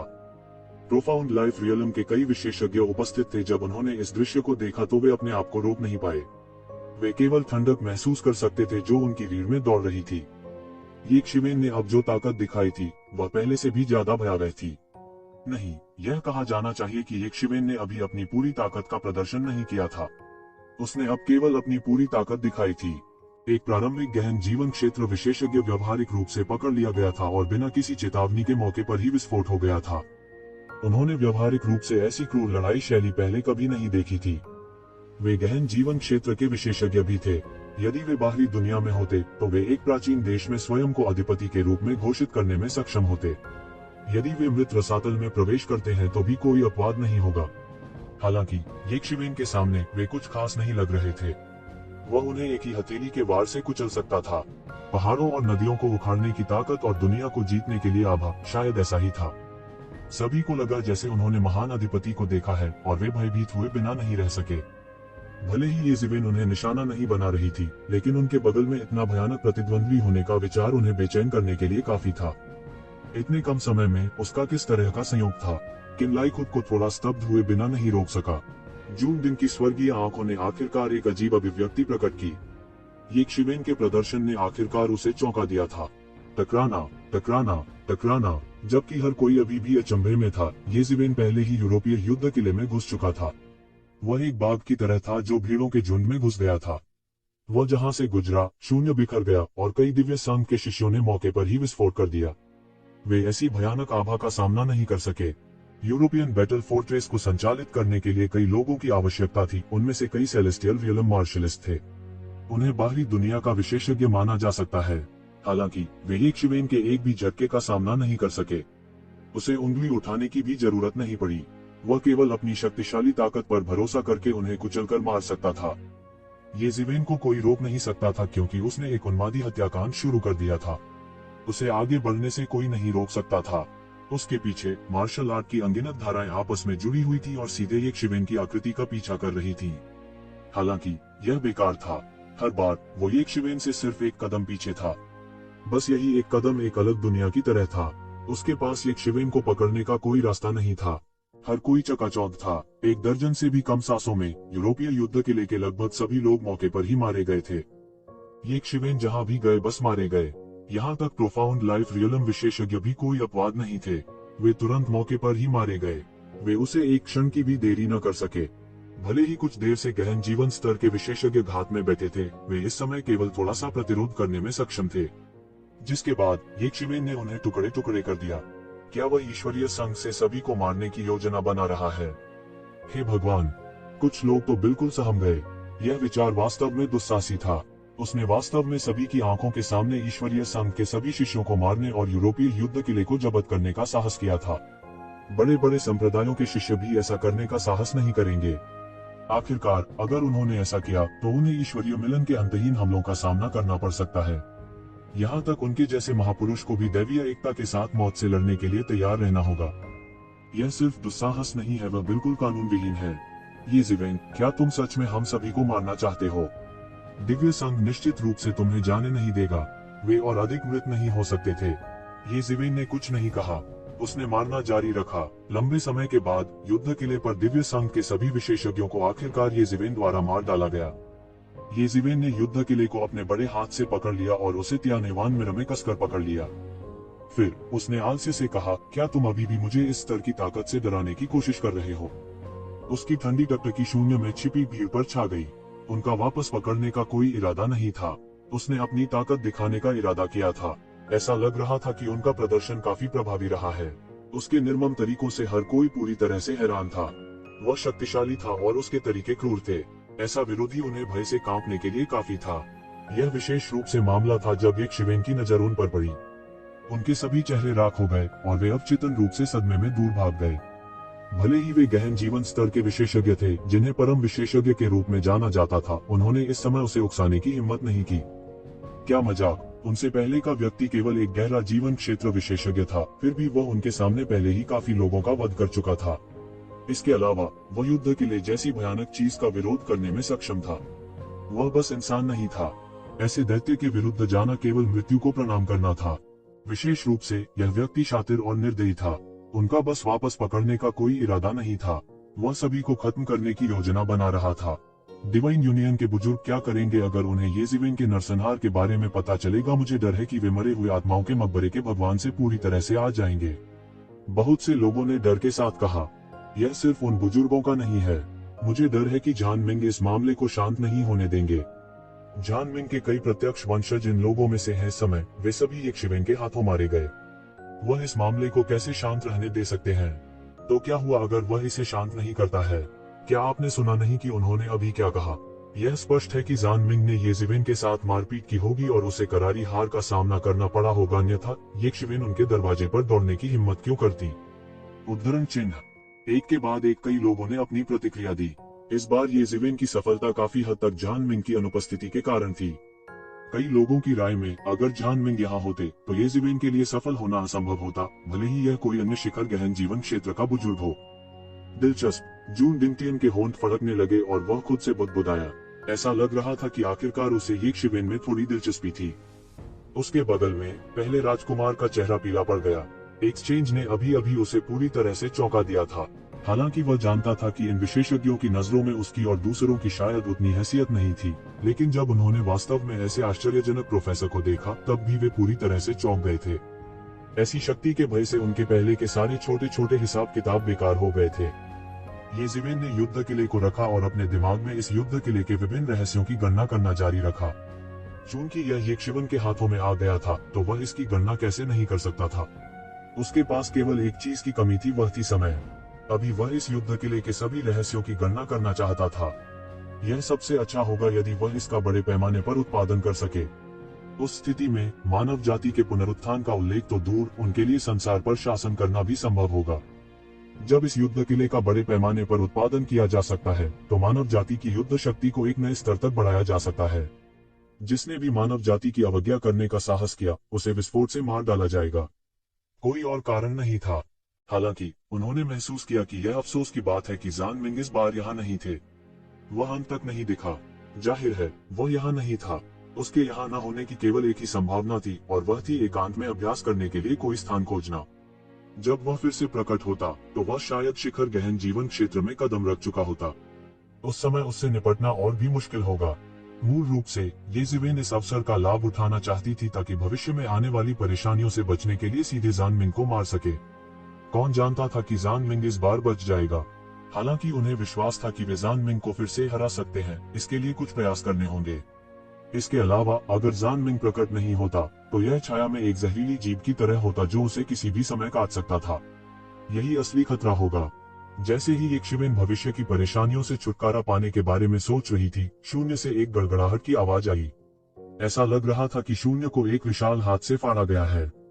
यह थोड़ा थोड़ा करके बिखर गया और इस विशाल दरार से अंधेरे की अंतहीन शक्ति फैल गई। अंधेरे के भगवान का खजाना खोला गया था।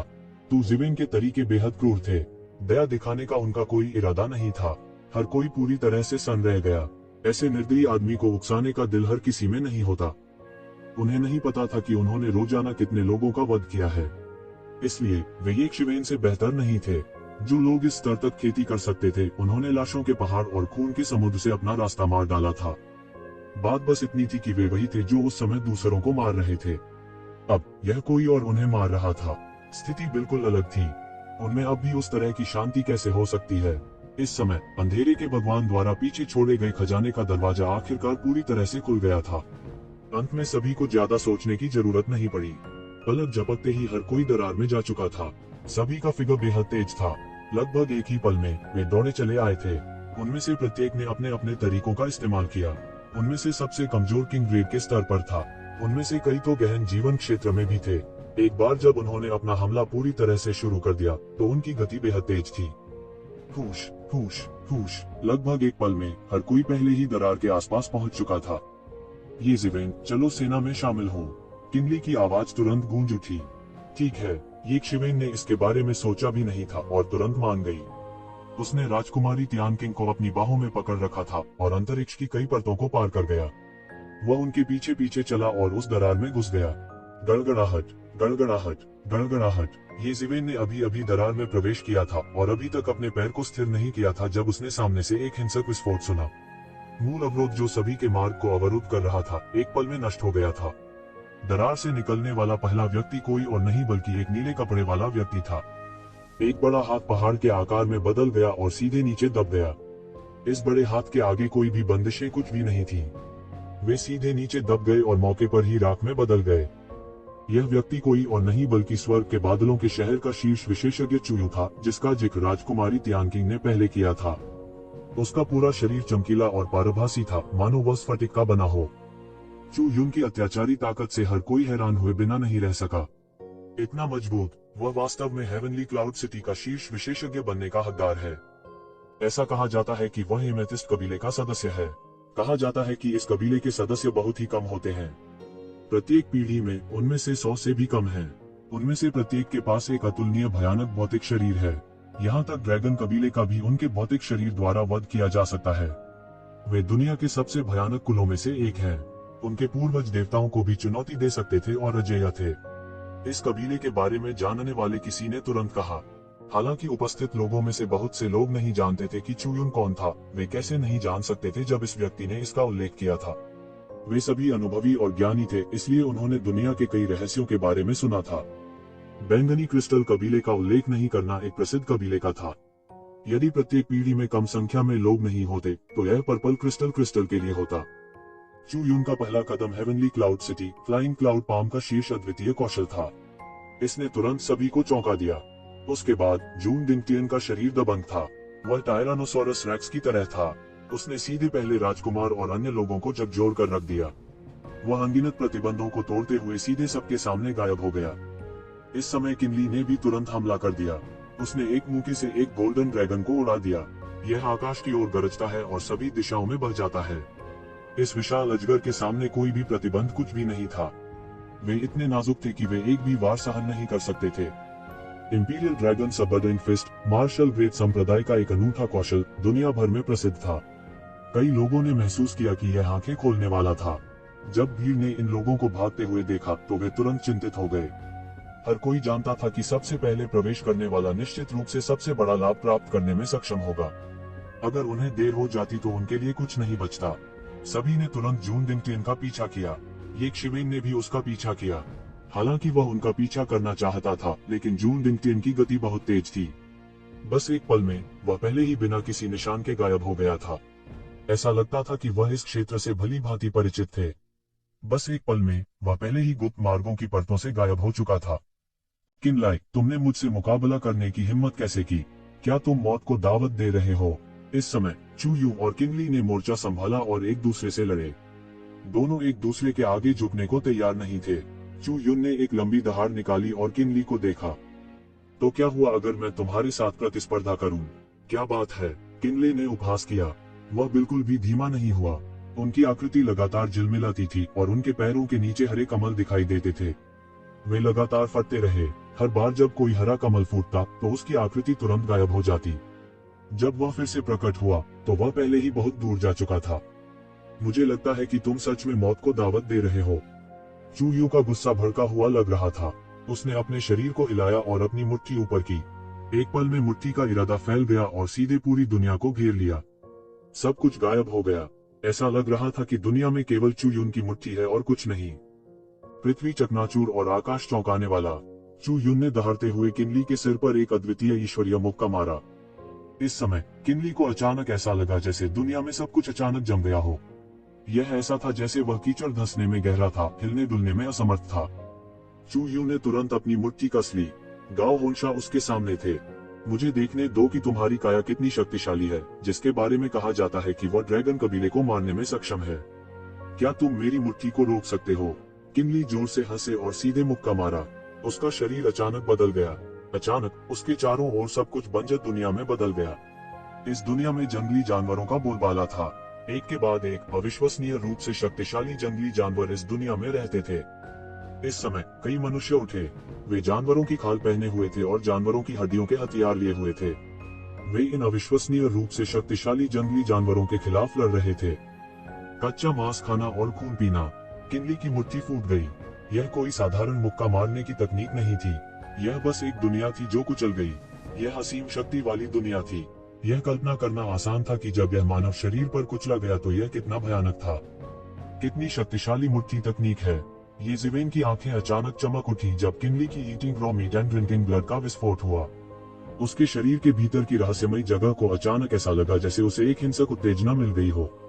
यह तीव्र गति से काम करना शुरू कर दिया और अप्रत्याशित रूप से मुट्ठी तकनीक के इस सेट को नया समझने लगा। हालांकि अपने रहस्यमयी स्थान की वर्तमान क्षमता के साथ भी वह अभी भी मार्शल आर्ट के इस सेट की क्षमता का विश्लेषण करने में असमर्थ थे। यह किसी भी मार्शल आर्ट से बिल्कुल अलग था जिसे उसने पहले देखा था। जब तक वह चाहता था वह हमेशा इसके कुछ रहस्यों का विश्लेषण कर सकता था। वास्तव में यदि वह डटे रहे तो यह संभव था कि वह मार्शल आर्ट के पूरे सेट को पूरी तरह से निकाल सके। हालांकि वह वास्तव में इस तकनीक को बिल्कुल नहीं समझ सका। वह केवल कुछ सतही जानकारी निकाल सकता था और यह नहीं कह सकता था कि यह बहुत गहरी थी। फिर भी वह पहले ही एक ड्रैगन की नस की दौलत का इस्तेमाल कर चुका था। वह तुरंत रुक गया और गहराई से इसका विश्लेषण करने का साहस नहीं किया। अन्यथा भले ही वह अपना सारा धन खर्च कर दे, फिर भी वह इस मुट्ठी की तकनीक की नींव का विश्लेषण नहीं कर पाएगा। अगर ऐसा होता तो बहुत नुकसान होता। बूम! एक अतुलनीय भयानक दहाड़ सुनाई दी। एक तो धरती को झकझोर देने वाला था और दूसरा कच्चा मांस खाना और खून पीना। दोनों में जोरदार टक्कर हो गई। अद्वितीय मार्शल आर्ट के दो सेट। हालांकि किनली का कच्चा मांस खाना और खून पीना एक स्तर अधिक था। स्वर्गीय सम्राट दिव्य मुट्ठी वास्तव में अद्भुत है। अतीत में स्वर्गीय सम्राट अजेय था और मानव जाति के लिए जीवित रहने के मार्ग के लिए लड़ा था। फिर इसे सम्राट किन के हाथों आगे बढ़ाया गया। मैं लंबे समय से देखना चाहता था कि आपके पास किस तरह की चालें हैं। मुझे वो सब दिखाओ, चू यून ने ठंडेपन से कहा। हालांकि वह किनलाई के साथ प्रतियोगिता में पिछड़ रहा था, उसका शरीर स्वाभाविक रूप से अजेय था। जब बची हुई मुट्ठी शक्ति उसके शरीर पर गिरी तो उसे कोई खतरा नहीं था। कच्चा मांस खाना और खून पीना। एक चिंगारी से प्रेयरी में आग लग जाती है। लड़ाई सभी नायकों। स्वर्ग और पृथ्वी पर नियंत्रण। शाश्वत शांति। स्वर्ग और पृथ्वी का निर्माण। किनली ने कोई दया नहीं दिखाई। उसने स्वर्गीय सम्राट डिवाइन फिस्ट की लगातार 8 चालों को सीधे उड़ा दिया। इससे सीधे तौर पर आसमान टूट गया और धरती फट गई। यह पंचभूत और भविष्य पर पहले ही प्रहार कर चुका था। एक अजेय विशेषज्ञ किनली के पीछे स्पष्ट रूप से दिखाई दिया और नायकों की भीड़ में बह गया। उपस्थित सभी लोग हैरान रह गए, विशेषकर मानव जाति के विशेषज्ञ। उन सभी को ऐसा लगा जैसे उनके शरीर में जीन अचानक से जाग गए हों। प्राचीन काल में उनके पूर्वज अभी भी कच्चा मांस खाते थे और खून पीते थे। उन्होंने जीवित रहने के लिए संघर्ष किया था। उन्होंने मानव जाति के जीवित रहने के लिए एक जगह के लिए लड़ने के लिए स्वर्ग, पृथ्वी और राक्षसों और भूतों के खिलाफ लड़ाई लड़ी थी। मानव जाति के उत्थान के लिए अनगिनत ऋषियों ने अपना रक्त बहाया था। सभी को लगा जैसे उनके गालों से आंसू बह रहे हों। किनली की मुक्केबाजी की तकनीकें एक के बाद एक धधकती चली गईं। प्रत्येक पंच के साथ उनके शरीर पर ऑरा अचानक से बहुत मजबूत हो गया। इन 8 पंचों के बाद उसकी ताकत कई गुना बढ़ गई थी। यह किस तरह की मुट्ठी तकनीक है? यह बहुत शक्तिशाली है। किनली की ताकत वास्तव में कई गुना बढ़ गई है। यह देखते ही ये शिवेन की आंखें चमक उठीं। एक साधारण मार्शल आर्ट के लिए अपनी पूरी ताकत प्रदर्शित करने में सक्षम होना बहुत दुर्लभ था। इसके अलावा कई बार अपनी ताकत बढ़ाना उनके लिए अनसुना था। देवताओं की युद्ध कला भी इतनी भयानक नहीं थी। यह स्वर्गीय सम्राट डिवाइन फिस्ट है, फुक्सी का अनूठा कौशल। मुझे इतने सालों बाद इसे देखने की उम्मीद नहीं थी। ये मुंह की आवाज फीकी लग रही थी। फुक्सी, तुम्हारा मतलब फुक्सी है? ये जिवेन की आवाज अचानक कांप उठी। वह स्मृति जो बहुत दिनों से दबी हुई थी, वह स्मृति जो उसके हृदय की तह में दबी हुई थी, धीरे धीरे जाग रही थी। एक पल में वह कुछ हद तक खुद को नियंत्रित करने में असमर्थ था। हाँ फुक्सी, ये मो ने कहा। भले ही ये जिवेन मिंगक्सिन प्राचीन वृक्ष के दमन के अधीन था, फिर भी उसे अपना पूरा शरीर कांपता हुआ महसूस हुआ। उसने एक बार सोचा था कि वह कभी भी उस दुनिया में वापस नहीं लौट पाएगा और न ही कभी उससे जुड़ी कोई बात सुन पाएगा। उन्हें उम्मीद नहीं थी कि वह अपने पिछले जन्म में मानवता के महान पूर्वज फुक्सी के बारे में सुनेंगे, जिसके बारे में बात करते हुए मुझे अद्भुत माना जा सकता है। मैंने शैतान राजा, मानव सम्राट, राक्षस सम्राट और कई सम्राट स्तर के बिजलीगरों को आपस में लड़ते देखा है। केवल उस अराजक युग में ही संभव है। ये मो ने मुस्कुराते हुए कहा। चाओ कबीले और सुरेन कबीले के बाद फुक्सी निश्चित रूप से मानव जाति की सबसे आश्चर्यजनक अद्वितीय प्रतिभा है। मेरे गुरु ने एक बार व्यक्तिगत रूप से उनसे निपटा। भले ही वह शैतान राजा था, वह वास्तव में एक चाल से भागने में सफल रहा। उसके बाद उन्होंने सीधे दाव हासिल किया और उन्हें राजा की उपाधि से सम्मानित किया गया। तभी से यह काबू से बाहर हो गया था। शैतान राजा ने यह भी कहा कि वह वास्तव में नियति का बच्चा हो सकता है, जिसे स्वर्ग का समर्थन प्राप्त था। उस समय से वह जानता था कि शायद स्वर्ग के दायरे में नियति दानव जाति या दानव जाति के साथ नहीं, बल्कि मानव जाति के साथ है। स्वर्ग क्षेत्र, स्वर्ग क्षेत्र। ये शिवेन को अचानक एक विचार आया। शायद स्वर्ग के दायरे में वह घर वापस जाने का रास्ता खोज सकता था। सैकड़ों वर्षों तक उन्होंने स्वयं भी यही सोचा था कि वे उन स्मृतियों को भूल गए हैं जो उनके हृदय की गहराइयों में दबी हुई थी। उसने सोचा कि उसे इस जीवन में कभी वापस जाने का मौका नहीं मिलेगा। आखिरकार जैसे जैसे उसकी साधना अधिक परिष्कृत होती गई, उतना ही अधिक वह इस संसार के विभिन्न नियमों और सिद्धांतों को समझने लगा।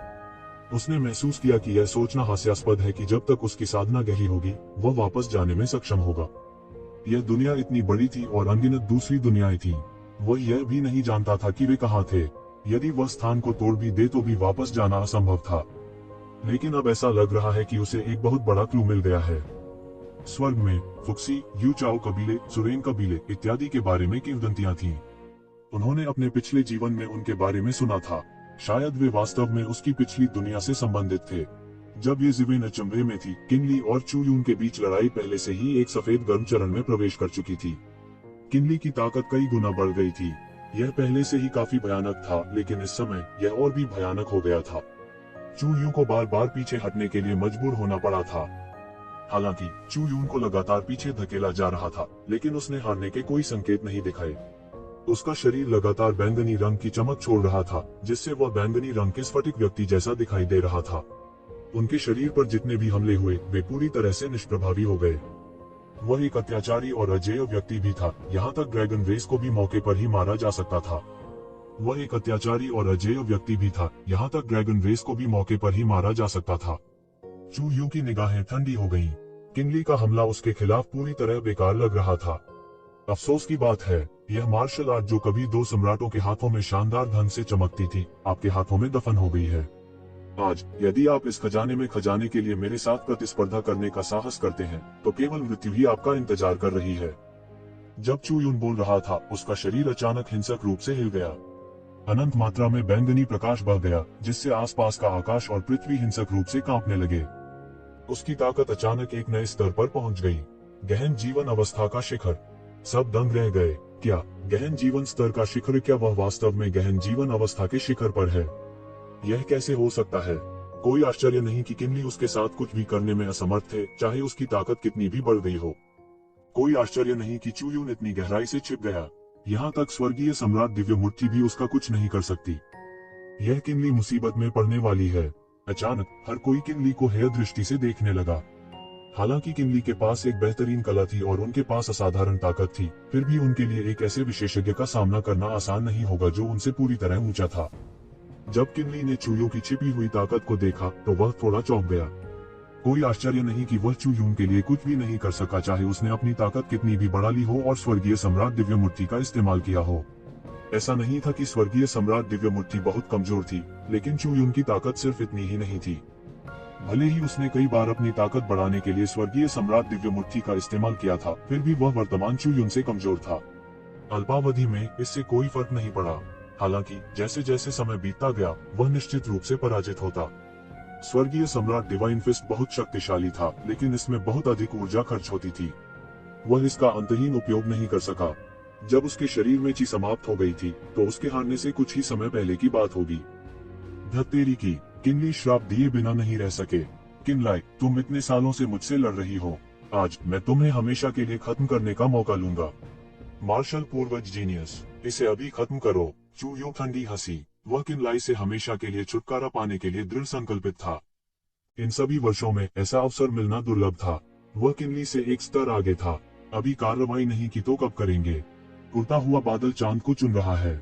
उनका बड़ा हाथ प्रत्यक्ष रूप से साकार हुआ और पूरे आकाश को सील कर दिया।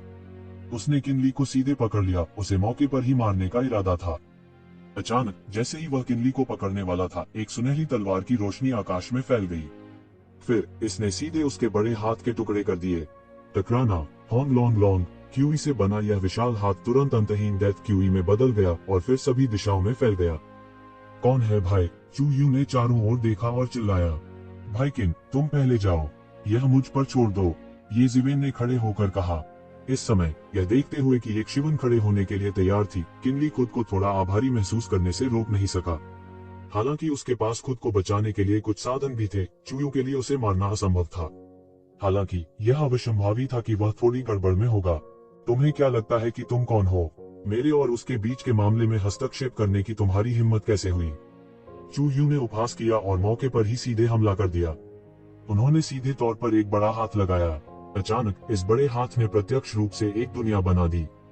पहाड़ और नदियां, एक पूरी दुनिया तुरंत ही एक शिवेन की तरफ दौड़ पड़ी। ये जिवेन का बड़ा हाथ पकड़ लिया और अंतहीन दिव्यता सीधे एक सुनहरी लंबी तलवार में संघनित हो गई।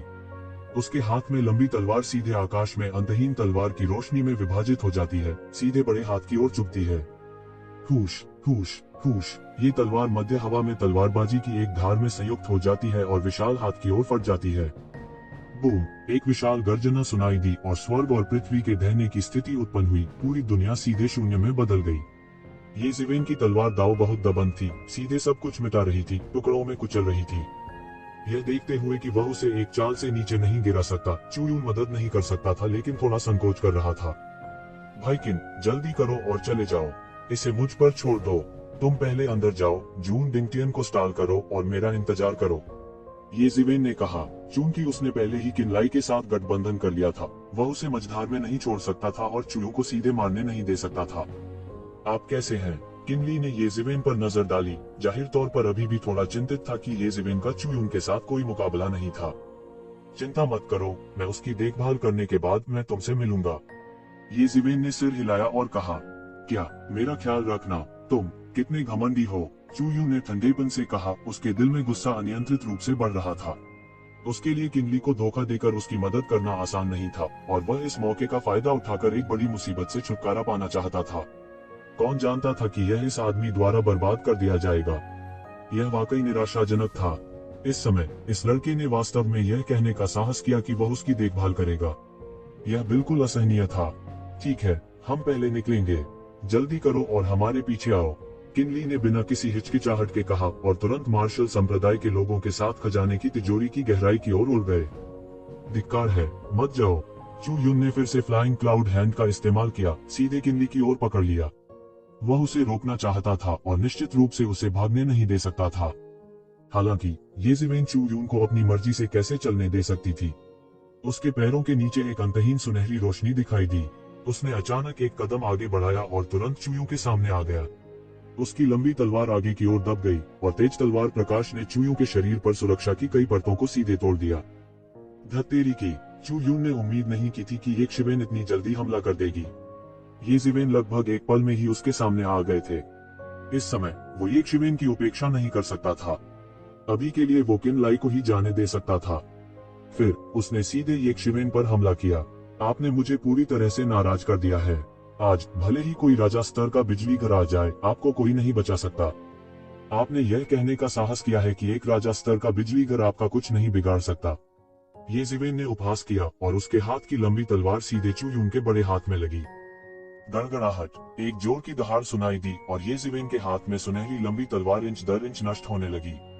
सर्वनाश के हर इंच के कारण एक तेज गर्जना हुई। केवल एक रात में ये ज़िवेन के हाथ में सुनहरी लंबी तलवार पहले ही पूरी तरह से बिखर चुकी थी। यह बेकार है। मेरा नीलम शरीर एक अजगर को भी मार सकता है। इस दुनिया में ऐसा कुछ भी नहीं है जो मेरे नीलम शरीर के लिए कुछ भी कर सके। उसने ये ज़िवेन को देखते हुए उपहास किया। उनके चेहरे पर कुछ आत्मीयता झलक रही थी। वास्तव में ये ज़िवेन की थोड़ी मजाकिया आवाज सुनाई दी, लेकिन उसने सीधे अपनी पांचों उंगलियों को मुट्ठी में जकड़ लिया और फिर उसे एक सुनहरी मुट्ठी में बदल दिया और चू यून के बड़े हाथ पर जमकर प्रहार किया। टकराना, सोने और लोहे के टकराने जैसी अतुलनीय रूप से जोरदार टक्कर की आवाज सुनाई दी और हर जगह चिंगारियां उड़ गईं। ये चिंगारियां फूट पड़ी और आकाश भी जल गया। कोई कल्पना कर सकता है कि टक्कर के इस क्षण में दोनों पक्षों के बीच टक्कर से कितनी गर्मी होगी। दोनों पक्ष 2 कदम पीछे हटे और यह पूरी तरह से बराबर था। दोनों पक्ष वास्तव में एक दूसरे के लिए कुछ नहीं कर सकते थे और केवल एक ड्रॉ माना जा सकता था। दूर दराज के लोगों की नजर में यह ऐसा था जैसे 2 विशाल रोबोट आपस में टकरा रहे हों। उनके दोनों शरीर अत्यंत अत्याचारी थे। ये ज़िवेन न केवल शक्तिशाली थी, बल्कि उसके शरीर की ताकत भी एक चौंकाने वाले स्तर तक पहुंच गई थी। हालांकि चू यून का एमेथिस्ट शरीर ये ज़िवेन से कमतर नहीं था। वो ये ज़िवेन के साथ सीधे मुकाबला कर सकता था। ये ज़िवेन के अत्याचारी शरीर के साथ एक ही दायरे में बहुत से लोग नहीं थे जो ये ज़िवेन के शरीर के साथ प्रतिस्पर्धा कर सकते थे। हमलों के इस दौर के बाद दोनों पक्ष मानव रूप में 2 टायरानोसॉरस की तरह थे। वे आकाश और पृथ्वी को चकनाचूर करते हुए एक दूसरे से भयंकर रूप से टकराए। चू यून ने जब ये ज़िवेन को देखा तो वह थोड़ा चौंक गया। उसके शरीर में खून खौलने लगा था, मानो उसका सामना किसी अत्यंत अत्याचारी विरोधी से हुआ हो और इस तरह की भावना उसके शरीर में ही उत्पन्न हो सकती थी। उसने गुस्से से हमला किया और बिल्कुल भी पीछे नहीं हटे। हालांकि ये ज़िवेन इसे ब्लॉक करने में सक्षम थी। यह अपने आप में एक अद्भुत चमत्कार था। इस समय ये ज़िवेन का पलटवार छाया की तरह पीछा करता था और एक पल में फैल गया। किनली के स्वर्गीय सम्राट डिवाइन फिस्ट की तुलना में ये ज़िवेन का हमला उतना उत्कृष्ट नहीं था, लेकिन इसकी शक्ति एक स्तर अधिक थी। इन तीनों ने कुछ हद तक बड़े और साहसिक हमलों का रास्ता अख्तियार कर लिया था। 10 लोगों को हराने के लिए एक व्यक्ति की ताकत का सार उन तीनों ने सीधे चरम पर प्रदर्शित किया। इस समय दोनों पक्षों के समान युद्ध के तरीके आपस में टकरा गए, जिससे सबसे तीव्र चिंगारी निकली। ये ज़िवेन का पलटवार एक पल में आ गया। वह अंतहीन सुनहरी लहरों के सिर पर खड़ा था, अपने आप को कोर के रूप में। उसके सिर के ऊपर यिन यांग जीवन और मृत्यु आरेख लगातार घूमता रहा और फिर फैला। यह एक बहुत बड़ा चित्र स्क्रॉल था, एक भगवान की तरह सभी दिशाओं को दबा रहा था। ये ज़िवेन अतुलनीय रूप से शक्तिशाली थी। उसने सीधे चू यून की ओर दबाव डाला और एक मुक्का मारा। पूरी दुनिया उसकी मुट्ठी में लिपटी हुई थी, सब कुछ तहस नहस कर रही थी। अच्छा नहीं है। इस समय चू यून ने आखिरकार दबाव का एक निशान महसूस किया। उसने अचानक अपना बड़ा हाथ बढ़ाया और बार बार उड़ते हुए बादल के हाथ को बाहर निकाला, जिससे एक ढाल बन गई जिसने उसे धन दिया। फ्लाइंग क्लाउड हैंड सिर्फ एक सर्वोच्च आक्रामक तकनीक से कहीं अधिक था। यह डिफेंस में भी कम नहीं था। यह वास्तव में एक अनूठी तकनीक थी जो आक्रमण और रक्षा को जोड़ती थी। बूम बूम बूम, दोनों पक्षों के बीच मारपीट और भी तेज हो गई। ये ज़िवेन ने चू यून के रक्षा घेरे को गोल करके तोड़ दिया। चू यू का फ्लाइंग क्लाउड हैंड भी उसकी रक्षा के लिए लगातार बड़े हथियारों की परत दर परत ढेर लगा रहा था। दोनों पक्षों के बीच लड़ाई की शक्ति शून्य में फट गई, सीधे हजारों मील का आकाश काट दिया। इसने दूसरों के प्रवेश के लिए चैनलों को भी अवरुद्ध कर दिया। ये लोग तुरंत चिंतित हो गए, लेकिन यह बेकार था। अंदर घुसने का कोई रास्ता नहीं था। दोनों पक्षों के बीच लड़ाई के परिणाम बहुत भयानक थे। गहन जीवन क्षेत्र के कुछ विशेषज्ञों ने भी संपर्क करने का साहस नहीं किया। जैसे चू यू ने अपनी चरम गहन जीवन अवस्था शक्ति को प्राप्त किया, ये जिवेन ने भी बिना किसी संयम के अपनी चरम गहन जीवन अवस्था शक्ति को प्राप्त किया। गहन जीवन अवस्था के दो विशेषज्ञों ने समान कठोरता के साथ एक दूसरे का सामना किया, न ही एक दूसरे को रास्ता दिया। उन दोनों ने वास्तव में गहन जीवन चरण के शिखर पर कदम रखा है। वर्तमान युवा पीढ़ी अधिक से अधिक भयावह होती जा रही है। यदि यह जारी रहा तो हमारे लिए खड़े होने के लिए कोई जगह नहीं होगी। यह सही है। यहाँ तक किनली गहन जीवन अवस्था के शिखर पर कदम रखने से बस थोड़ा ही दूर है। इनमें से प्रत्येक व्यक्ति पिछले की तुलना में तेजी से सुधार करता है। अगर ऐसा ही चलता रहा तो क्या मार्शल संप्रदाय के लोग सारे लाभ नहीं ले लेंगे? किसी ने अनिच्छा से कहा, इन दो लोगों को पहले हमारे लिए रास्ता दे दो, फिर उन्हें 3 दिन और 3 रात तक लड़ने दो। ठीक है, जाओ और बात करो। ये कैसा मजाक था? गहन जीवन चरण के चरम पर ये दो विशेषज्ञ थे। प्रोफाउंड डेथ स्टेज के विशेषज्ञों के अलावा कौन उन दोनों के बीच लड़ाई में दखल देने की हिम्मत करेगा? यह विशेष रूप से महान संप्रदायों के शिष्यों के लिए ऐसा था। इस समय वे अतुलनीय रूप से उदास थे। ऐसा नहीं था कि उनके संप्रदायों में अत्याचारी विशेषज्ञ नहीं थे। वास्तव में 1 से अधिक चोटी के गहन जीवन चरण विशेषज्ञ थे। हालांकि वे सभी नेक्रोमेंसर भगवान की विरासत की तलाश में गए थे। अनरिड स्पिरिट लॉर्ड की विरासत की तुलना में डार्क नेशन की कलाकृतियां केवल एक छोटी सी बात थी। इस प्रकार केवल दिवंगत गहन जीवन अवस्था के विशेषज्ञ ही उपस्थित थे। सच्चे चोटी के विशेषज्ञ मौजूद नहीं थे। नहीं तो वे इतने उदास क्यों होते? यदि ये दोनों उसके सामने खड़े होने का दुस्साहस करते तो क्या तुरंत गिर नहीं लेते? यह बस मौत को दावत दे रहा था। नहीं, किनली के अलावा जून डिंगटियन भी अंदर गए थे। क्या तुम लोगों को याद है? इस समय सभी को याद था कि जून डिंगटियन उनसे पहले ही अंदर जा चुका था। बात बस इतनी थी कि जून डिंगटियन ने खुद को इतनी अच्छी तरह से छिपा लिया था कि बहुत से लोगों ने वास्तव में उस पर ध्यान नहीं दिया। यह तब तक नहीं था जब तक कि उसने अभी अभी अपना कदम नहीं उठाया था कि सभी को यह एहसास हो गया था कि वह एक सामान्य मध्यवर्ती गहन जीवन क्षेत्र विशेषज्ञ से बहुत दूर था। वह वास्तव में गहन जीवन क्षेत्र के शिखर का विशेषज्ञ था। धत्तेरी की, यदि ऐसा है तो लाभ या तो जून डिंगटियन या किनली के हाथों में आ जाएगा। हिस्सा कैसे मिलेगा? कोई लगातार कोसता रहा। किनली की ताकत पहले से ही बहुत मजबूत थी। वह गहन जीवन क्षेत्र के चरम पर विशेषज्ञों से लड़ भी सकता था। मार्शल संप्रदाय के विशेषज्ञों के साथ मिलकर यदि लाभ उनके हाथ में आ जाता तो उन्हें इसे छीनने का मौका नहीं मिलता। वह एक ऐसा देवता था जिसे वे ठेस नहीं पहुंचा सकते थे। दूसरी ओर गहन जीवन क्षेत्र के चरम पर जून डिंगटियन की ताकत ने उन्हें निराश महसूस कराया। यदि वे उसका अनुसरण कर सके तब भी वे लाभों में से एक हिस्सा प्राप्त कर सकते हैं। हालांकि अगर उन्हें इस तरह वापस रखा जाता है तो वे हिस्सा पाने में सक्षम नहीं होंगे। जब उन्होंने इस बारे में सोचा तो उन्हें बहुत निराशा हुई। उनके लिए, विशेष रूप से दुष्ट किसानों और छोटी ताकतों के लिए, मृत आत्मा मास्टर की विरासत उनसे बहुत दूर थी। डार्कनेस मास्टर का खजाना संभवतः उनकी सबसे बड़ी फसल हो सकता है। हालांकि यह उन दोनों द्वारा बाधित किया गया था। इससे वे क्रोध में अपने दांत पीसने लगे। धन के मार्ग में बाधा डालना अपने माता पिता की हत्या करने के समान था। कोई भी अंदाजा लगा सकता है कि उन दोनों के लिए उनके दिल में कितनी नफरत थी। हालांकि उन दोनों का छोड़ने का कोई इरादा नहीं था, विशेष रूप से चू यू, जिन्होंने सभी को पूरी तरह से रोक दिया था। अगर वह नहीं पा सका तो कोई और नहीं पा सका। वे मृत आत्माओं के रसातल में प्रवेश करने के विचार से खून की उल्टियां करने जैसा महसूस कर रहे थे, इस घातक आभा से नष्ट होने के जोखिम पर केवल इस तरह समाप्त करने के लिए। यहाँ तक उन्होंने अपनी सारी पूंजी भी गंवा दी थी। जबकि हर कोई सदमे में था, दोनों के बीच लड़ाई पहले ही एक सफेद गर्म चरण में प्रवेश कर चुकी थी। विशेष रूप से ये जिवेन, जिसने लगातार हमला किया और पूरी तरह से हावी हो गई। सामर्थ्य के संदर्भ में उन दोनों को अभी गहन मृत्यु लोक के दायरे तक पहुंचना था। उन्होंने गहन जीवन क्षेत्र के शिखर पर अभी अभी कदम रखा था और यहाँ तक कि उन्होंने एक छोटी सी उपलब्धि भी हासिल की थी। हालांकि ताकत के मामले में ये जिवेन अभी भी पूरी तरह से चू यून को दबा रही थी। इससे चू यून उदास हो गया। यह एक ऐसी स्थिति थी जो पहले कभी नहीं हुई थी। अपने पदार्पण के बाद से वह कभी भी नुकसान में नहीं रहे थे, यहाँ तक जब उन्होंने ड्रैगन कबीले के ओशिबा का सामना किया था। वह इस समय पूरी तरह से नुकसान में कैसे हो सकता है? ताकत के मामले में ये जिवेन उससे एक पायदान ऊपर थी। ताकत के मामले में ये जिवेन एक मानव आकार के टायरानोसॉरस की तरह था जिसमें एक पहाड़ को उखाड़ने की ताकत थी। इस पहलू में येज़िवेन ने उसे पूरी तरह से पार कर लिया था। उसके पास किस तरह का शरीर है, उसके मन में यह विचार आया और वह उसे एक बार में दबा न सका। उसने कभी नहीं सोचा था कि वास्तव में कोई ऐसा होगा जो उसे भौतिक साधना के मामले में दबा सकता है। जिस नीलम पर उन्हें इतना गर्व था वह बिल्कुल बेकार था। मेरे लिए तोड़ो। चू यू बेहद उदास था। ये शिवेन भी बहुत चिंतित थी। उसने चू यून को यहाँ रोका था, लेकिन न तो किनली और न ही जून डिंगटियन से निपटना आसान था। अगर वह जल्द से जल्द पकड़ में नहीं आ सका तो उसे डर था कि इस बार के फायदों का उसे कोई लेना देना नहीं है।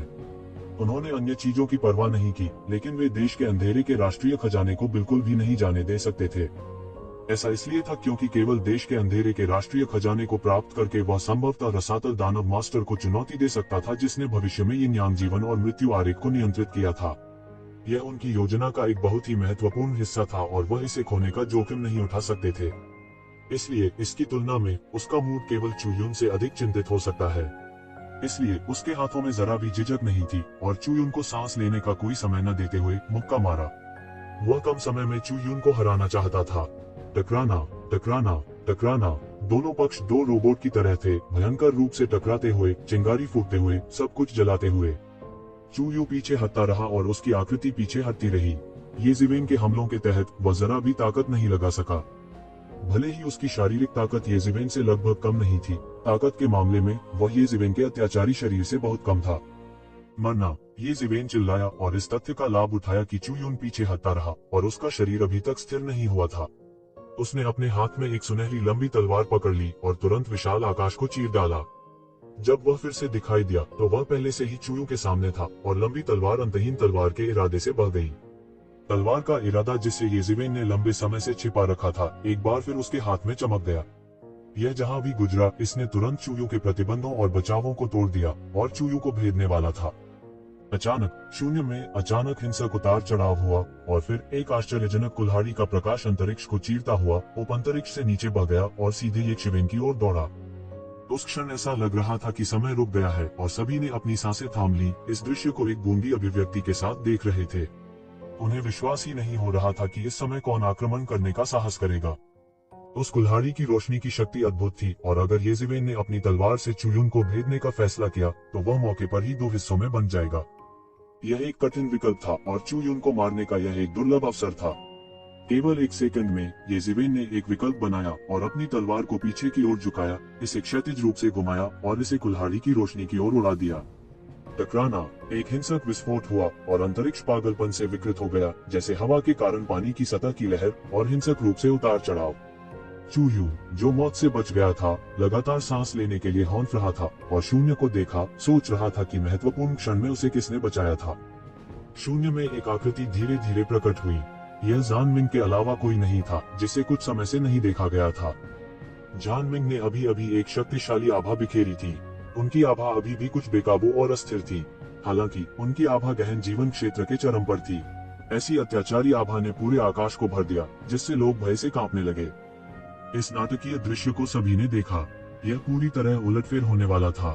जान मिंग की उपस्थिति स्पष्ट रूप से येज़िवेन के लिए निर्देशित थी। इसके अलावा येज़िवेन ने अभी अभी दिव्य संघ के सदस्यों का वध किया था और दिव्य संघ के युद्ध किले को जब्त कर लिया था। दैवीय मिलन को भारी नुकसान हुआ था, इसलिए उनके बीच दुश्मनी बहुत बड़ी थी। अगर वे येज़िवेन की जगह होते तो वे इस तरह के नुकसान को सहन करने में सक्षम नहीं होते। जान मिंग, यह वास्तव में आप हैं। येज़िवेन ने जान मिंग को देखा, जो पहले से ही गहन जीवन क्षेत्र के शिखर पर था। तथ्य यह है कि जान मिंग इस समय भाग जाने में सक्षम था। इसका मतलब था कि वह पास ही था और अभी बाहर नहीं आया था। येज़िवेन को अचानक एहसास हुआ कि जान मिंग वास्तव में निर्दयी था। उसने बेबसी से देखा था जब येज़िवेन ने युद्ध किले पर दिव्य संघ के सभी शिष्यों का वध कर दिया था। फिर भी जान मिंग ने वास्तव में इस पूरे समय को सहन किया था। इस स्तर का धैर्य एक सामान्य व्यक्ति के पास नहीं हो सकता था। यह सही है, यह मैं हूँ, येज़िवेन। आज मैं निश्चित रूप से तुम्हें बिना दफनाने की जगह मरवा दूंगा। जान मिंग ने येज़िवेन को घूरते हुए अपने दांत पीस लिए। वह केवल बेबसी से देख सकता था क्योंकि बैटल यूनियन के शिष्यों का वध कर दिया गया था। हालांकि उनका दिल पत्थर का बना था, फिर भी उन्होंने परवाह नहीं की। हालांकि येज़िवेन को उसे एक कोने में धकेलते हुए देखना और बाहर आने की हिम्मत नहीं करना उसके लिए बहुत अपमान की बात थी। यह उनका सबसे बड़ा अपमान था। आप, येज़ेबेल ने उसकी ओर देखा और तिरस्कार भरे स्वर में कहा, तुम कुछ नहीं बल्कि काया हो। अगर तुम अभी बाहर आने की हिम्मत करते तो मैं तुम्हारे बारे में बहुत सोचता, लेकिन तुमने अभी बाहर आने की हिम्मत की। यह वास्तव में मुझे निराश करता है। येज़ेबेल की तिरस्कारपूर्ण अभिव्यक्ति ने ज़ान मिंग को पूरी तरह से उत्तेजित कर दिया। उन्होंने मूल रूप से इस मामले को एक महान अपमान माना था। इसके अलावा येज़ेबेल ने निर्दयता से इसे इंगित किया था और अनियंत्रित रूप से उसका उपहास उड़ाया था। इससे ज़ान मिंग को ऐसा लगा जैसे येज़ेबेल ने उसके अहंकार को कुचल दिया हो। चू यून, मुझे पता है कि तुम भी उसे मारना चाहते हो। कैसे हो अगर हम दोनों उसे मारने के लिए सेना में शामिल हो जाएं और उसकी संपत्ति को विभाजित कर दें? ज़ान मिंग ने सुझाव दिया। वह चू यून के साथ गठबंधन करना चाहता था। ठीक है, ज़ान मिंग द्वारा चू यून को लगभग मार दिया गया था, इसलिए उसने इस समय ज़ान मिंग को नीचे देखने की हिम्मत नहीं की। इसलिए वह तुरंत ज़ान मिंग के साथ एक समझौते पर पहुंचे। यदि तुम दोनों एक साथ मेरे पास आना चाहते हो तो मेरे पास एक साथ आओ। तुम दोनों मुझसे हार गए हो, फिर भी तुम वापसी करना चाहते हो। तुम सपना देख रहे हो। येज़ेबेल ने उपहास किया और कहा। वह तनिक भी नहीं डरा। वह तुरंत उसे मारने के लिए चू यून की ओर दौड़ा। चू यून के बचाव में उसकी मुट्ठी सीधे टूट गई। चू यून ने बचाव करना जारी रखा। कुछ समय के लिए येज़ेबेल उसके साथ कुछ नहीं कर सकी क्योंकि उसके पास नीलम क्रिस्टल का शरीर था। हालांकि उसकी ताकत येज़ेबेल की तुलना में बहुत कम थी, लेकिन उसके शरीर की कठोरता अभी भी बनी हुई थी। येज़ेबेल, क्या तुम सच में सोचते हो कि तुम एक गहन मृत्यु चरण विशेषज्ञ हो? तुम वास्तव में सोचते हो कि तुम मुझे और ज़ान मिंग को अकेले ही हरा सकते हो? चू यून ने येज़ेबेल के हमलों का विरोध करना जारी रखा। फिर वह चिल्लाया, तुम्हें अब हम दोनों को ब्लॉक करने से क्या फायदा है? अंत में सभी अच्छी चीजें किनली और जून डिंगटियन को प्राप्त होंगी। आपको कुछ नहीं मिलेगा। परेशान क्यों होना? वह येज़ेबेल के दिल को झकझोरना चाहता था और येज़ेबेल को मारने का अवसर ढूंढना चाहता था। उसने पहले ही येज़ेबेल को मारने का मन बना लिया था। येज़ेबेल जैसा व्यक्ति उसके लिए बहुत बड़ा खतरा था। अगर वह येज़ेबेल से छुटकारा नहीं पा सका तो वह भविष्य में उसके लिए आपदा ला सकता है। ऐसे विरोधी को जीने नहीं देना चाहिए। उससे ज्यादा बात मत करो, बस उसे सीधे मार डालो। उसे सांस लेने का मौका मत दो। ज़ान मिंग ने गुस्से में कहा। वो येज़ेबेल को अपनी आंखों से मारने का इंतजार नहीं कर सकता था। वो येज़ेबेल को सांस लेने का बिल्कुल भी मौका नहीं दे सकता था। उसके शरीर पर आभा अनियंत्रित रूप से भड़क उठी। उसका जानलेवा इरादा बवंडर की तरह बह गया। उसकी कातिलाना मंशा से अंतरिक्ष इंच दर इंच बिखर गया। यह सही है, कम बकवास बात करना बेहतर है। तब तक प्रतीक्षा करो जब तक तुम मुझे हरा नहीं सकते, येज़ेबेल ने निर्दयता से कहा। क्या वह वास्तव में उन दोनों के खिलाफ अकेले लड़ने का इरादा रखता है? बहुत से लोग चौंक गए। उन्होंने उन तीनों के बीच लड़ाई के बाद के करीब जाने की भी हिम्मत नहीं की। कोई कल्पना कर सकता है कि उन तीनों के बीच युद्ध कितना भयानक और क्रूर था। कई लोगों की नजर में तीनों एक ही लेवल पर होने चाहिए। हालांकि येज़ेबेल के हमले के तहत चू यून एक नुकसानदेह स्थिति में आ गया। उसने हार के कोई संकेत नहीं दिखाए। ज़ान मिंग की तो बात ही छोड़ दें। ये लोग सभी प्रसिद्ध थे। वे जुबान विश्व युद्ध क्षेत्र में युवा पीढ़ी के सर्वश्रेष्ठ थे। जुबान विश्व युद्ध के मैदान में उन्होंने पुरानी पीढ़ी के कई विशेषज्ञों को हराया था। हालांकि येज़ेबेल हाल ही में उठे थे, लेकिन वे चू यून को एक नुकसानदेह स्थिति में डालने में सक्षम थे। कोई उसकी ताकत की कल्पना कर सकता है, लेकिन फिर भी उन दोनों से अकेले लड़ना उसके लिए असंभव था। शायद उनमें से कोई एक उससे हार जाएगा, लेकिन जब उन दोनों ने सेना में शामिल हो गए तो यह उतना आसान नहीं था जितना 1 और 1 2 के बराबर होता है। यह येज़ेबेल बहुत भयानक है। वह इतना शक्तिशाली कैसे हो सकता है? कोई आश्चर्य नहीं कि किनली उसके साथ पक्षपात करना चाहता था और उसके साथ गठबंधन करना चाहता था। एक मार्शल ग्रेट मास्टर और किनली की ताकत के साथ उसे किसी के साथ गठबंधन बनाने की जरूरत नहीं है। यह सही है। मैंने सुना है कि येज़ेबेल की वजह से किनली का ईश्वरीय संघ के लोगों से मतभेद हो गया था। वह येज़ेबेल की रक्षा भी करना चाहता था। पहले तो मुझे लगा कि किनली पागल हो गया है। अब ऐसा लगता है कि किनली ने पहले ही येज़ेबेल की क्षमता को भांप लिया था। वह वास्तव में मार्शल संप्रदाय का एक उत्कृष्ट शिष्य होने के योग्य है। यदि ऐसा व्यक्ति यहाँ से जीवित निकल सकता है तो वह गहन विश्व युद्ध क्षेत्र में उज्जवल रूप से चमकने के लिए नियत है और एक अस्तित्व बन सकता है जो उसके दाव को साबित कर सकता है। बहुत से लोग इस दृश्य को देखकर सहम गए बिना नहीं रह सके। येज़ेबेल इतना आत्मविश्वासी था या वह बहुत अहंकारी था? वे जल्द ही इसका पता लगा लेंगे। बहुत से लोगों ने शुरू में नाराजगी पाल रखी थी क्योंकि येज़ेबेल और चू यून ने उनका रास्ता रोक दिया था। अब वे भी अपने दिलों में इस तरह की नाराजगी कैसे पाल सकते हैं? बहुत से लोग मदद नहीं कर सके, लेकिन थोड़ा काम गए। वे येज़ेबेल की ताकत से पूरी तरह से डर गए थे। यह जानना महत्वपूर्ण था कि वह दो साधारण शिखर गहन जीवन क्षेत्र के विशेषज्ञों के साथ व्यवहार नहीं कर रहा था, बल्कि एक ही क्षेत्र के दो अद्वितीय प्रतिभाओं के साथ काम कर रहा था। कौन जानता था कि एक ही क्षेत्र के कितने महारथी अपनी ताकत से सिर कलम कर चुके हैं। उसे इतना भरोसा क्यों था कि वह उन दोनों के खिलाफ लड़ सकता है। इस समय कई राजकुमारों ने राजकुमारी तियानकिंग को ईर्ष्या और ईर्ष्या के साथ देखा, विशेष रूप से राजकुमारी हियू। उसने कभी नहीं सोचा था कि येज़िवेन, जिससे वह पहले मिल चुकी थी, वास्तव में इतना शक्तिशाली होगा कि वह जान मिंग और चुयून को हरा सकता है, जिसकी ओर उसे भी देखना था। लेकिन अब ऐसे व्यक्ति को राजकुमारी तियानकिंग ने एक गठबंधन बनाने के लिए लिया था। उसके गर्व भरे हाव भाव को देखकर, चाहे वह अकेली ही क्यों न हो, कोई भी उसे नीची दृष्टि से देखने का साहस नहीं करता था। कारण बहुत आसान था, यह एक शिवेन की ताकत के कारण था। इस समय कई राजकुमारों ने अपने दिलों पर एक छाया डाली महसूस की। उन्हें इस बात की ज्यादा परवाह नहीं थी कि येज़िवेन और अन्य दो के बीच प्रतियोगिता में कौन जिएगा या मरेगा, लेकिन उन्हें डर था कि डार्क नेशन का राष्ट्रीय खजाना दूसरों के हाथों में आ जाएगा और वे आसानी से आगे नहीं बढ़ पाएंगे सिंहासन। मूल रूप से उनकी राय में राजकुमारी तियानकिंग सिर्फ एक छोटी महत्वाकांक्षी राजकुमारी थी। पूरे डार्क नेशन में उसके जैसी कई राजकुमारियां थीं। न केवल राजकुमारी तियानकिंग और राजकुमारी हियू, बल्कि सामान्य परिस्थितियों में उन बलों के साथ तुलना करना असंभव था जो वे कई वर्षों से संचालित कर रहे थे। लेकिन अब येज़िवेन की मदद से यह बहुत संभावना थी कि राजकुमारी तियानकिंग एक बड़े समर्थक पर भरोसा कर पाएगी और अचानक सिंहासन के लिए एक लोकप्रिय उम्मीदवार बन जाएगी। मत भूलो, डार्क नेशन के राजा ने कहा था कि जो कोई भी डार्क नेशन के राष्ट्रीय खजाने को वापस ला सकता है, वह क्राउन प्रिंस बनने और भविष्य में राजा के पद को प्राप्त करने के योग्य होगा। वह जो चाहता था वह अंधेरे का देश की संरक्षक कलाकृति थी। जो उसके पास था वह उसके विचार के दायरे में नहीं था। धिक्कार है, वह इतनी भाग्यशाली कैसे हो सकती है? अगर ऐसा है तो क्या मेरा सिंहासन अचानक खतरे में नहीं पड़ जाएगा? कई राजकुमार और राजकुमारियां दांत पीस रहे थे। हालांकि उन्हें जल्द ही राहत महसूस हुई। कारण बहुत साधारण था। ऐसा इसलिए था क्योंकि उन्होंने सोचा था कि येज़िवेन ने दो दिग्गजों, डिवाइन यूनियन और हेवनली क्लाउड सिटी को नाराज कर दिया था। भले ही ईश्वरीय संघ ने उनके युद्ध किले को जब्त कर लिया था, फिर भी मरे हुए आत्मा रसातल में कई विशेषज्ञ थे। इन दोनों ताकतों का अपमान करना येज़िवेन के समान था, जो अपनी मौत की मांग कर रहा था। पूरी दुनिया में छा जाने का कारण यह था कि आसपास के क्षेत्र में गहन जीवन क्षेत्र के शिखर पर बहुत कम विशेषज्ञ थे। हालांकि लोगों में कई शीर्ष विशेषज्ञ थे जो मृत आत्मा प्रभु की विरासत की खोज कर रहे थे। इसलिए क्या वह बिना किसी संदेह के मर नहीं जाएगा?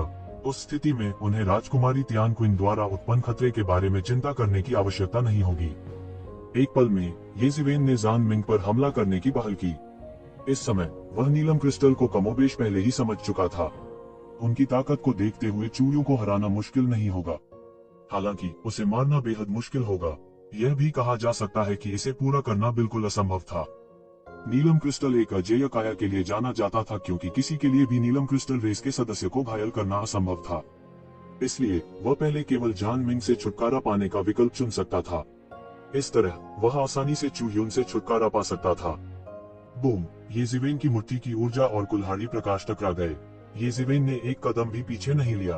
उसने जन मिंग की कुल्हाड़ी प्रकाश का सीधे विरोध किया। उनका फिगर एक बार फिर से चमक उठा। जब वह फिर से प्रकट हुआ तो वह पहले से ही जान मिंग के सामने था और जमकर मुक्का मारा। जान मिंग की आंखें सदमे और गुस्से से चमक उठी। वह बार बार पीछे हटता था, लगातार ये शिवेन की मूर्ति की आश्चर्यजनक ताकत से चकमा दे रहा था। वह हैरान और क्रोधित दोनों था। वो कैसे नहीं देख सकता था कि एक शिवेन उसके साथ एक धक्का देने वाला व्यवहार कर रही थी। अगर वो येज़िवेन की जगह होता तो वो निश्चित रूप से एक बनाम दो की स्थिति में येज़िवेन की तरह ही चुनाव करता। वह पहले उनकी कमजोरियों को उठाता और फिर उन्हें एक एक करके हरा देता। दूसरे शब्दों में, उन्हें उस कमजोरी के रूप में माना जाता था जिसे पहले समाप्त करने की आवश्यकता थी। वह चौंक और क्रोधित कैसे नहीं हो सकता था? वह चौंक गया क्योंकि एक शिवेन की ताकत पिछली बार की तुलना में बहुत अधिक मजबूत थी। पिछली बार एक शिवेन ने उसे मजबूती से दबा दिया था। इस बार वह पहले से ही गहन जीवन क्षेत्र के शिखर पर पहुंच चुका था, लेकिन वह अभी भी येज़िवेन का विरोधी नहीं था। विशेष रूप से येज़िवेन ने युद्ध किले को सीधे अपने दम पर दबा दिया था। अगर वो येज़िवेन की जगह होता तो वो निश्चित रूप से ऐसा नहीं कर पाता। एक बार जब वह मारा गया तो वह केवल मृत्यु की प्रतीक्षा कर सकता था। इसलिए यदि वह येज़िवेन की जगह होता तो वह निश्चित रूप से बैटल फोर्ट्रेस पर हमला करने का विकल्प नहीं चुनता। उल्लेख नहीं है, येज़िवेन वास्तव में सफल हुए। यह बस अविश्वसनीय था। वह गुस्से में था क्योंकि उसके साथ एक धक्का देने वाला व्यवहार किया गया था। यह पहली बार था जब उन्हें पदार्पण के बाद से एक पुशोवा के रूप में माना गया था। अतीत में चाहे उसने कितने भी शत्रुओं का सामना किया हो, उसे हमेशा सबसे भयानक अस्तित्व माना जाता था। उसके हाथ की कुल्हाड़ी यक्षिवेन की ओर तेजी से टूटी। विस्मयकारी कुल्हाड़ी की रोशनी ने विशाल आकाश को विभाजित कर दिया, अराजकता को चकनाचूर कर दिया और यहाँ तक कि सूर्य, चंद्रमा और तारे भी उलट गए। यक्षिवेन जरा भी नहीं डरी। उन्होंने एक के बाद एक मुक्के मारे और जैसे को तैसा का सामना किया। वे कुल्हाड़ी की बत्तियां उसकी मुट्ठियों पर कटी हुई थी, परंतु वे उसका कुछ नहीं बिगाड़ सके। फिर वे सीधे ऊर्जा में बदल गए और देवताओं द्वारा अवशोषित कर लिए गए। धिक्कार है, क्या तुम मुझे अनदेखा करने की कोशिश कर रहे हो? चू यून भी ये जिवेन से नाराज था। हालांकि वह नहीं था जिसे एक नर्म खुरमा के रूप में माना जाता था, लेकिन ये जिवेन ने इतने बेलगाम तरीके से जान मिंग पर हमला करने का साहस किया था। उसने उसे अपनी आंखों में बिल्कुल नहीं डाला और उसकी निवारक शक्ति को पूरी तरह से नजरअंदाज कर दिया। यह भी उनके लिए एक तरह का अपमान था। भयानक रूप से विशाल हाथ पकड़ लिया। बढ़ते बादल हथेली हवा में लाखों हथियारों में तब्दील हो गई और एक विशाल पिंजरे का निर्माण करते हुए नीचे की ओर बढ़ गई। ऐसा लग रहा था जैसे यह हथियारों के इस असीम समुद्र में एक व्यक्ति को डुबो सकता है। यिन यांग का जीवन और मृत्यु का आरेख सीधे ये जिवेन के सिर के ऊपर से उड़ गया। उड़ने वाले सभी हजारों हथियार तुरंत आरेख में समाहित हो गए। बूम! उस बड़े हाथ ने यिन यांग के जीवन और मृत्यु के पैटर्न पर प्रहार किया, जिससे एक हिंसक कंपन हुआ। पहाड़, नदियां और ब्रह्मांड हिंसक रूप से हिल गए। ये जिवेन के पैरों के नीचे का खालीपन सैकड़ों मील तक ढह गया। कोई कल्पना कर सकता है कि चू यून के हमले की शक्ति कितनी भयानक थी। वह बिल्कुल भी पीछे नहीं हटे। वह सीधे यक्षिवेन को मारना चाहता था। तो जिवेन ने परवाह नहीं की और एक बार फिर जान मिंग की ओर दौड़ पड़े। यिन यांग जीवन और मृत्यु आरेख की शक्ति पर भरोसा करते हुए उसने अब चू यून के खतरे की परवाह नहीं की।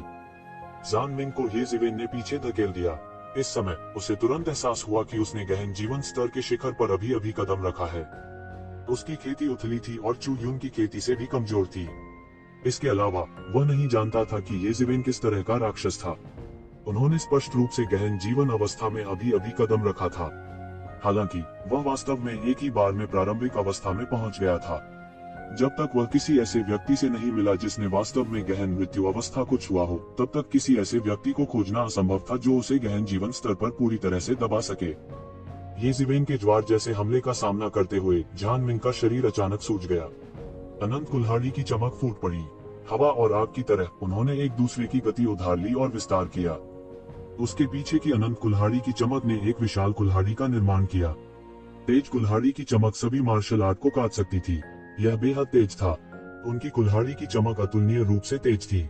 किसी भी शत्रु के लिए इसका सामना करना कठिन होगा। हालांकि ये जिवेन अलग थी। उनका अत्याचारी शरीर आक्रमण और रक्षा दोनों में अच्छा था। साधारण हमले उसके बचाव में नहीं आ सके। मैं देखना चाहता हूँ कि क्या आप आज बच सकते हैं, जान मिंग ने शांति से कहा। मुझे विश्वास नहीं होता कि तुम हम दोनों के खिलाफ लड़ सकते हो। गहन जीवन क्षेत्र के शिखर पर मौजूद दो विशेषज्ञों में से किसी एक के पास ये जिवेन के खिलाफ लड़ने की ताकत थी। उनमें से दो की तो बात ही छोड़ दे। चू यून, चलो मिलकर उसे मारने का काम करते हैं और उसकी दौलत और मार्शल आर्ट को विभाजित करते हैं। इस तरह के स्तर तक साधना करने में सक्षम होने के लिए उसके पास कई आकस्मिक मुलाकातें रही होंगी। अगर हम उन्हें प्राप्त कर सकते हैं, भले ही उन्हें अंधेरे के मास्टर का खजाना मिल जाए, तो यह व्यर्थ यात्रा नहीं होगी। जान मिंग ने चू यून को उकसाना जारी रखा। वह जानता था कि उन दोनों को एक साथ काम करना होगा, अन्यथा वे एक एक करके यक्षिवेन द्वारा पराजित हो सकते हैं। उसने इस समय यक्षिवेन को मारने के लिए चू यून की ताकत उधार लेने के लिए बाहर आने का फैसला किया। अन्यथा वह भविष्य में वास्तव में यक्षिवेन से छिप सकता है। उसी समय उसने यह भी महसूस किया कि यक्षिवेन उसके दिल में एक दानव बन गया था। हालांकि यह केवल एक छोटा सा था, यह भविष्य में एक राक्षस के रूप में विकसित हो सकता है अगर इसे समय पर नहीं बुझाया गया। ये जिवेन उसके दिल में एक मनोवैज्ञानिक छाया बन जाएगी। उस समय उसका दांव हृदय स्थिर नहीं होगा और वह अपने दांव को कैसे सिद्ध कर सकता था। हाँ, तुम सही कह रहे हो। मुझे अभी कोई जल्दी नहीं है। हालांकि डार्कनेस मास्टर का खजाना महत्वपूर्ण है। इस आदमी के शरीर में छिपे रहस्य और धन बिल्कुल ही नहीं है। चू यून जल्दी से शांत हो गया। इस समय किनली और जून डिंगटेन पहले से ही बहुत दूर थे। वे पकड़ नहीं पाए उनके साथ। यह बेहतर था कि पहले ये जिवेन को मार दिया जाए और उसके आकस्मिक मुठभेड़ों और धन को विभाजित कर दिया जाए। मरना। इस समय जान मिंग दहाड़ता है। उसके पीछे एक विशाल पहिया दिखाई दिया। चाक पर जानवरों के 12 सिर खुदे हुए थे। यह 12 राशि चक्र था। उसे मेरे लिए दबाओ, वह दहाड़ा। यह थोड़ा कठिन था। हालांकि उसके पीछे 12 राशियों का पहिया धीरे धीरे घूमता रहा। 12 राशियों की परछाइयां धीरे धीरे प्रकट हुई और सीधे ये जिवेन को दबा दिया। ये जिवेन ने इन भूतों को पहचान लिया। वे राशि चक्र के उन 12 प्राणियों की क्रोधित आत्माएं थी जिन्हें उसने पहले मारा था। हालांकि इनमें से कुछ भूत जान मिंग द्वारा खा लिए गए थे, इसलिए उनके प्रेत विशेष रूप से ठोस थे। हालांकि उसके द्वारा खाए गए बाकी प्रेत बहुत फीके थे। ये जिवेन ने उपहास किया। उसकी आंखें अनंत सत्य से चमक उठी। इस समय उन्होंने वास्तव में 12 राशि चक्र की साधना पद्धति और सभी प्रकार की सूचनाओं का अनुमान लगाना शुरू किया। मूल रूप से केवल एक नजर से 12 राशि चक्र की पूर्ण साधना पद्धति का अनुमान लगाना असंभव था। हालांकि उसने 12 राशियों की तामसिक आत्माओं में से आधे से अधिक को खा लिया था। ये तामसिक आत्माएं उसके द्वारा अवशोषित कर ली गई थीं। उनका मार्शल आर्ट का अनुभव भी ये जिवेन के हाथों में आ गया। हालांकि यह केवल एक अधूरा हिस्सा था, यह 12 राशि चक्र के रहस्यों को निकालने के लिए पर्याप्त था। यदि जान मिंग अधूरी जानकारी के साथ 12 राशि चक्र का अनुमान लगा सकता है, तो ऐसा कोई कारण नहीं था कि वह ऐसा न कर सके। ये जिवेन मार्शल आर्ट का यह सेट बहुत प्रभावशाली है। ये मुंह की आवाज निकली। इसके बाद 12 राशियों ने दुनिया को जीतने के लिए संत सम्राट फक्सी का अनुसरण किया। वे सभी दानव जाति विशेषज्ञ थे जिन्हें फुक्सी ने जीत लिया था और बाद में मानव जाति में आत्मसात कर लिया था। उनमें से हर एक शीर्षक राजा विशेषज्ञ था। 12 राशि चक्र जिनमें से 12 एक साथ उपयोग किए जाते हैं, शाही सम्राट स्तर पर अस्तित्व के खिलाफ थोड़ा सा विरोध भी कर सकते हैं। इसके अलावा जिसकी साधना जितनी ऊंची होगी, पहिया उतना ही अधिक शक्तिशाली होगा। तो यह ऐसा ही है। मैं समझ गया। ये जिवेन पीछे हटते रहे और 12 राशि चक्र उनके शरीर पर दबाव डालते रहे। यह देखकर कि यक्षिवेन अपने ही पहिए से दबी जा रही थी, जान मिंग के चेहरे पर एक कुटिल मुस्कान दिखाई दी। उसी समय उसने अपने हाथ में कुल्हाड़ी पकड़ी और सीधे यक्षिवेन पर वार किया। तो जिवेन को कुल्हाड़ी से बचना था और एक ही समय में 12 राशि चक्र के हमलों का विरोध करना था। एक पल के लिए तो लगा कि वह बहुत मुश्किल स्थिति में है। दूसरी तरफ चू यून न केवल खड़े होकर देखता रहा, इसके बजाय वो सीधे आगे बढ़ा और लगातार यक्षिवेन के सामने दौड़ा। वह उसके साथ कंधे से कंधा मिलाकर लड़ना चाहता था। जान मिंग ने शारीरिक शक्ति के मामले में ये जिवेन के साथ प्रतिस्पर्धा करने की हिम्मत नहीं की, लेकिन उन्होंने हिम्मत की। हालांकि उसकी ताकत यक्षिवेन जितनी बड़ी नहीं थी, लेकिन जब लड़ने की बात आई तो वह जरा भी कम नहीं था। इसके अलावा यह सिर्फ ये जिवेन को विलंबित करने के लिए था ताकि जान मिंग उसे हरा सके। यह बिल्कुल भी मुश्किल नहीं था।